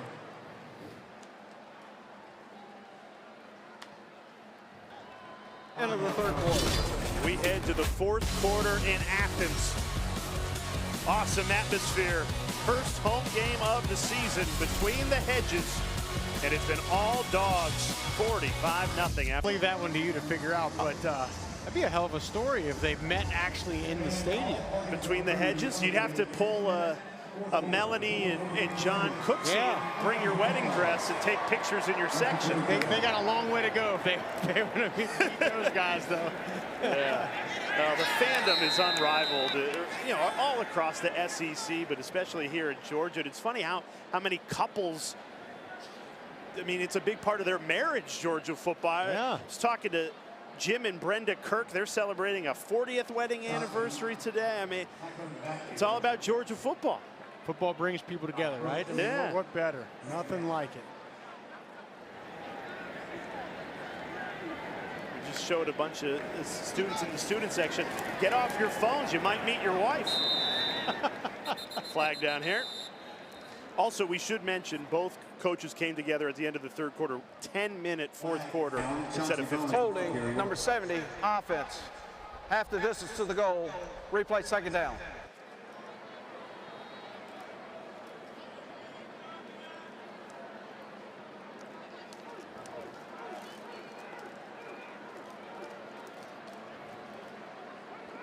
So 45-0 lead. 9 minutes and 20 seconds remaining. Nate Frazier still on the sideline after he took a knock on the previous drive for Georgia. This is all about keeping everybody healthy, and then all eyes at Kentucky next weekend. They're actually not home in Sanford Stadium again until October, when Auburn comes here on October 5th. Only one home game the entire month of September. Wow. It's tough. Sure, they love playing in this great facility. It's a tough slate at Kentucky, at Alabama, and then Auburn here at home. The thing that stands out there, Jay, is look at those low numbers.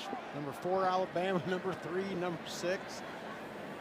Think about that. You have to play 3 of the top 6 teams all on the road in the regular season before you even play in a conference championship game or a college football playoff. You're going to have 3 games all on the road against the top 6. And yet their win probability is they're favored to win them all. That's crazy. Wild. It's no secret how good this program is year in and year out. I think we saw the reason for that today, how they've performed. And that'll be interesting. We were in Oxford a week ago, and I'll tell you, that's going to be some scene on November 9th. Both of these teams stay as good as they look. Yeah, you and I were both impressed with Ole Miss last week, and then they won, of course, in a blowout. But they've added that roster, brought in 24 players, mostly all out of the portal, including 5 of the top 60 guys. They're going to make a run at it. Georgia on their way to 2-0. A lot of football ahead in this season. Coach Gecko. Coach G. The games in Lexington a lot closer than the games against Kentucky that have been played here in Athens. That's a tough place to play. I've called games in there, and I never played there, but called games there. That's a very rabid fan base, tough place to play. Mark Stoops gets those guys ready. I'm hearing something that you rode a horse in Lexington once before. Is this true? Can you confirm or deny? I can confirm that's true. We got to get the story a little later in this fourth quarter. Familiar face the Georgia fans will remember, the starting quarterback for Kentucky, Brock Vandagriff. 3 years at Georgia, grew up in Athens, went to Prince Avenue right down the road here in Georgia, and it just couldn't get on the field. You had Carson Beck in front of you, Gunnar Stockton in front of you, so transfers to Kentucky, boom, he wins the starting job. Well, you imagine Brock will be all kinds of fired up for that contest next week. I have to imagine the Georgia defenders that he went against the last 3 seasons in practice will be pretty fired up as well. Yeah, I mean, that's one thing about it. He knows everything about this roster and what certain guys are good at, what they're bad at, and he's going to get that offense pointed in that direction. Try to exploit some things. It's easier said than done, though, against Georgia.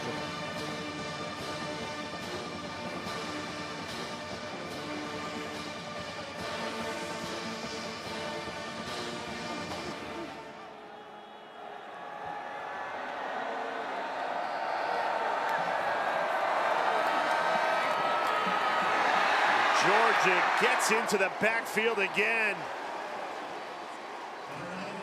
Been tough sledding all night long for Tennessee Tech.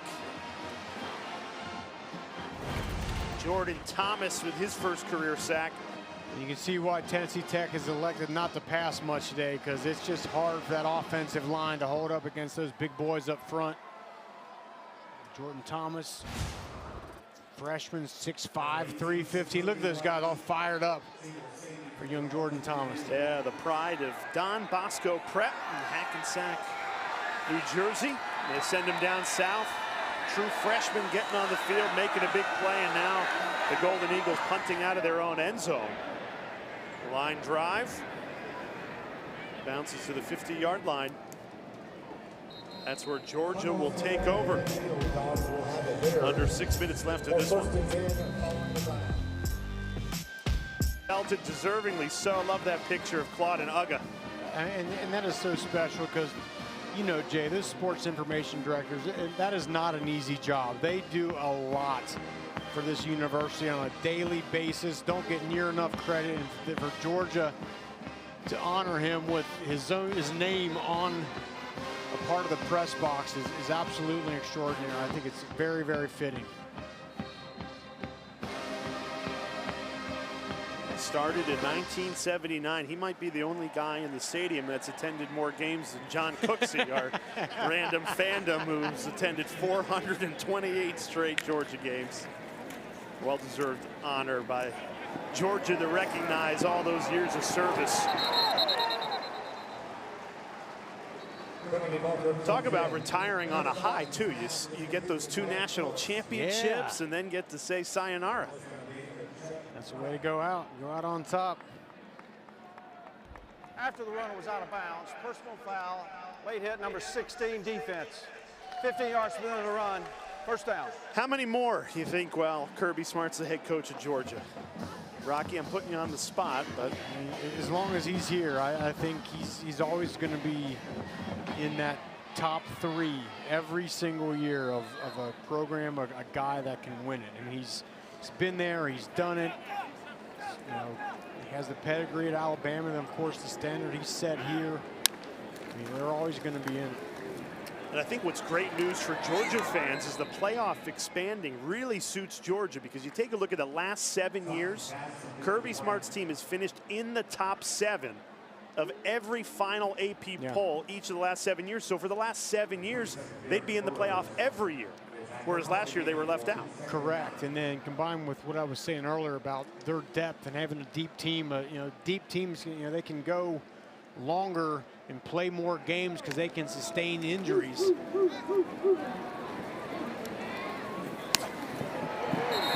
And we showed you their schedule earlier, very challenging, those 3 road games against top 6 teams, Alabama, Texas, and Ole Miss. So you can lose 2 of those games and still make the playoff. And by the way, in my opinion, that's the best part about the new 12-team playoff is in years past, you lose 1 game, it's likely over. You're out of that conversation. I've talked a lot about in 2018, Ohio State had an unbelievable team. They lose a game at Purdue. A couple weeks later, put 62 points on Michigan, had a great team, but were left out of the playoff because that's kind of how it went back then. 12-team, you can lose 2 games, maybe 3, and still find your way in. Just happen to have an off day, it doesn't kill your season. And what's funny is I know teams are going to want that bye. You know, the top 4 teams are conference champions. But I think you want to be 5 through 8 because you get a home game, and how awesome is that atmosphere going to be? Yeah, that's true. Yeah, the coaches will tell you, no, we don't want to play. Yeah, we'll take the week off. Take the week off. I'm thinking from a fan, it'd be great if Athens got to host a college football playoff game. This stadium would be on fire. Another flag flies in here. Holding number 64, offense. 10-yard penalty from the previous spot. Replay, second down. And just one other thing that goes to the depth that they've created here and the culture, really, that Kirby Smart has created. We've been talking about that running back room and how deep it is. You don't see that many places. You get a guy who's a really good running back, and he's number 2 on the depth chart. He's splitting, right? Because he wants to, but guys want to stay here because of the standard that's set, because of what Kirby Smart has built. And I think that's, I don't think there's more credit you can give to a guy and a builder of a program than, hey, guys maybe 2nd or 3rd on the depth chart, they want to stay here. Now, he mentioned Ladd McConkey, who was just drafted in the NFL as a guy who spent a year on scout team before breaking in. And there's examples up and down the roster. You know, Kirby Smart joked over his coaching career, he's had a million of them, where you start off behind on the depth chart, you work your way up, and then your senior season, boom, your time to shine, and you're on to the NFL. That's exactly what he did when he was the defensive coordinator for Nick Saban at Alabama, and he's brought that here to Georgia. And you made a good point. The NFL scouts don't care when you started playing, it's the quality of your play. You play 1 year, but if you're the best out there and you're fantastic, you're going to go to the NFL. Then you don't have to start as a true freshman. Stockton decides to tuck and run there. Brings up 4th down.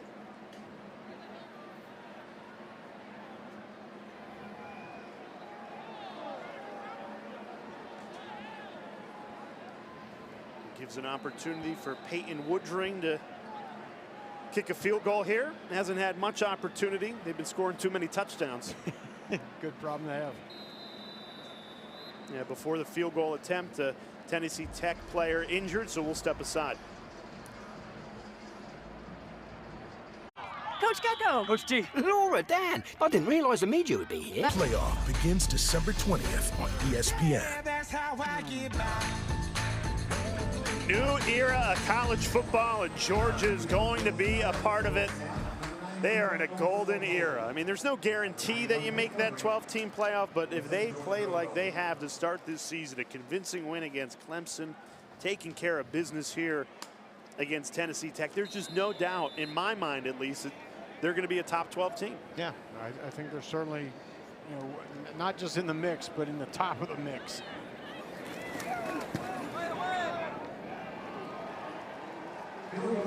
Field goal good from 31 for Peyton Woodring. We'll check in on your AP top 10. Georgia obviously at the top, taking care of business. Texas throttling Michigan. Uh-oh, number 5 Notre Dame, Rocky. You're Irish in trouble. Don't panic.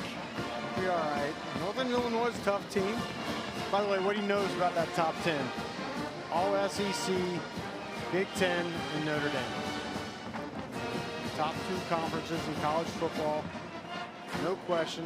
Notre Dame, I thought, with a great win over Texas A&M. Tough environment.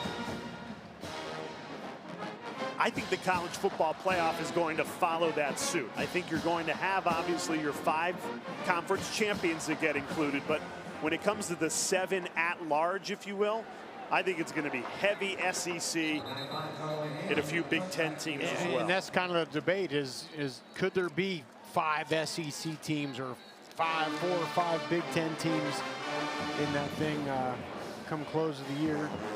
Notre Dame, of course, since they don't belong to a conference, they can't get a first-round bye. Then you talk about the Heisman conversation. We had Jackson Dart's impressive performance, 5 touchdowns. I think it'll come down to Beck, Dart, and Ewers. I think that's a pretty good assumption there. I still like to include Jackson Dart in that mix just because of the wide receivers he has. And same thing, he's a guy like Beck who's, this is his 3rd year as a starter in that same system, which is everything when it comes to quarterback. And you know he's going to put up numbers in Lane Kiffin's offense. Yeah, so he'll have the numbers. He put up 418 last week, so that'll be no problem. Carson Beck, as we just saw right there, thought overall good day. Now he missed a couple throws that were uncharacteristic of him, but certainly a guy that performed very well today. The defense trying to hold this shutout. Running room for Tennessee Tech. Biggest play of the day, although might be coming back. There's 2 flags down. I think it might have been a face mask on the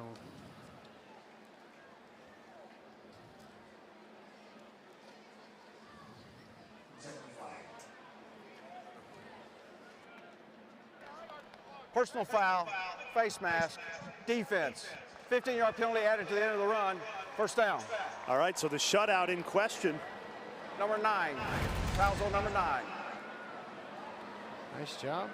Finding a little crease. That was a defender, Justin Rhett, out of position on that cutback.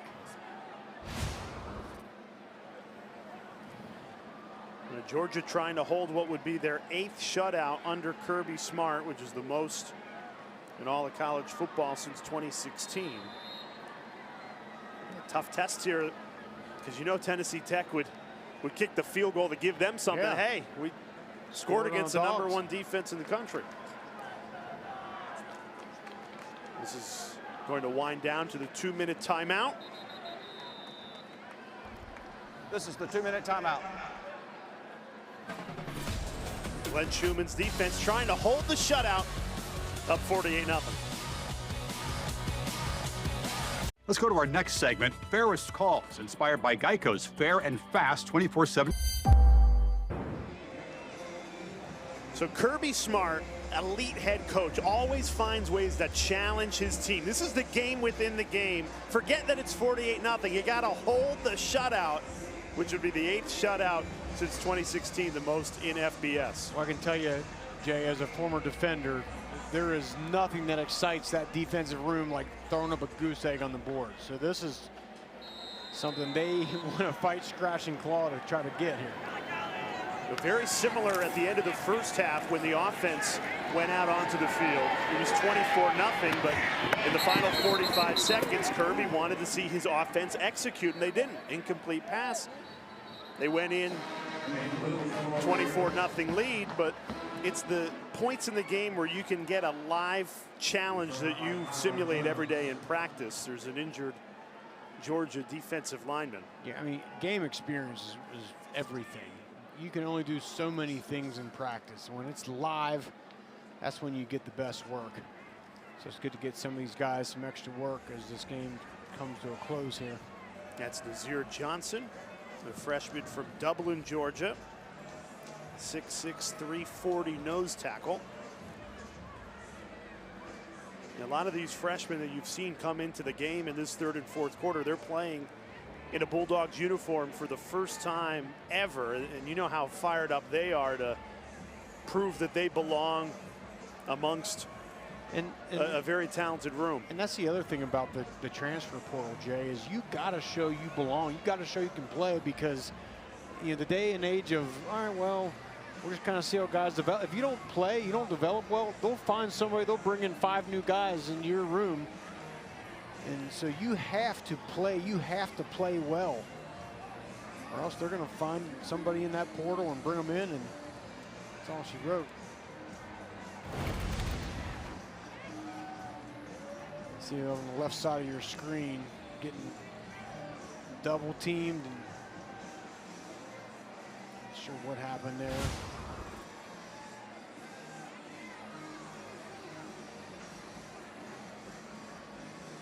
Let's hope he's okay. Hate to lose a guy late in a game like this.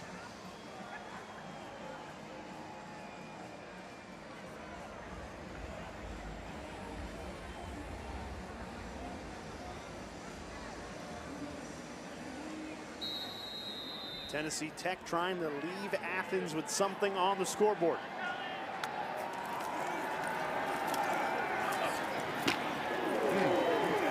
Big hit there. Kyron Jones, redshirt freshman safety. Laid the boom there. Feel that one up here in the booth. It's good stuff. Good run, good tackle.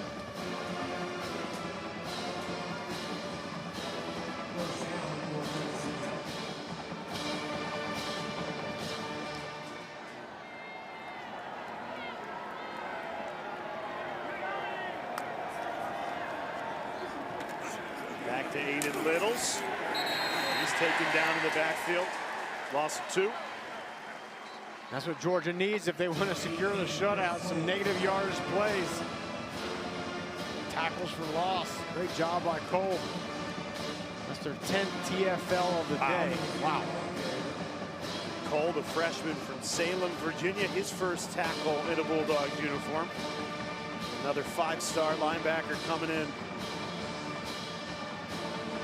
That linebacker room here at Georgia has sent a lot of guys to the NFL. They've pretty much done it at every single position.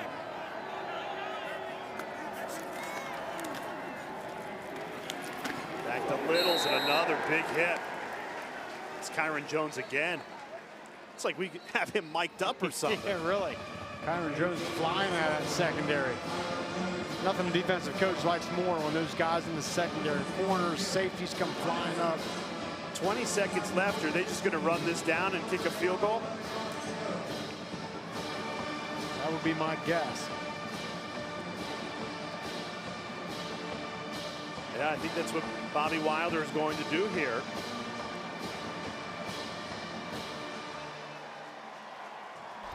Second charge timeout, Tennessee Tech. 30-second timeout.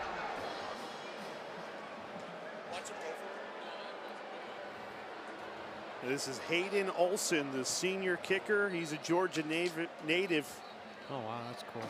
Buford High School here in the state of Georgia. 68% career, long of 54. Will Georgia preserve the shutout, or will Hayden Olson and Tennessee Tech ruin it as time expires? I have to imagine Georgia's going to come after this thing, right? Sell out. Look at Kirby Smart. Just coaching him up as if the SEC championship is on the line right now. I love it. He only knows one way, and I love that way. Oh, yeah. Look at this. Here we go. See if they sell out and come get this thing. Olson, the lefty, to end the shutout. And he does. So Tennessee Tech leads with something, but Georgia a 45-point win And the Dogs have still not allowed a touchdown through 2 games. Just a field goal allowed to Clemson and a field goal allowed to Tennessee Tech. Yeah, that's impressive. I don't care who you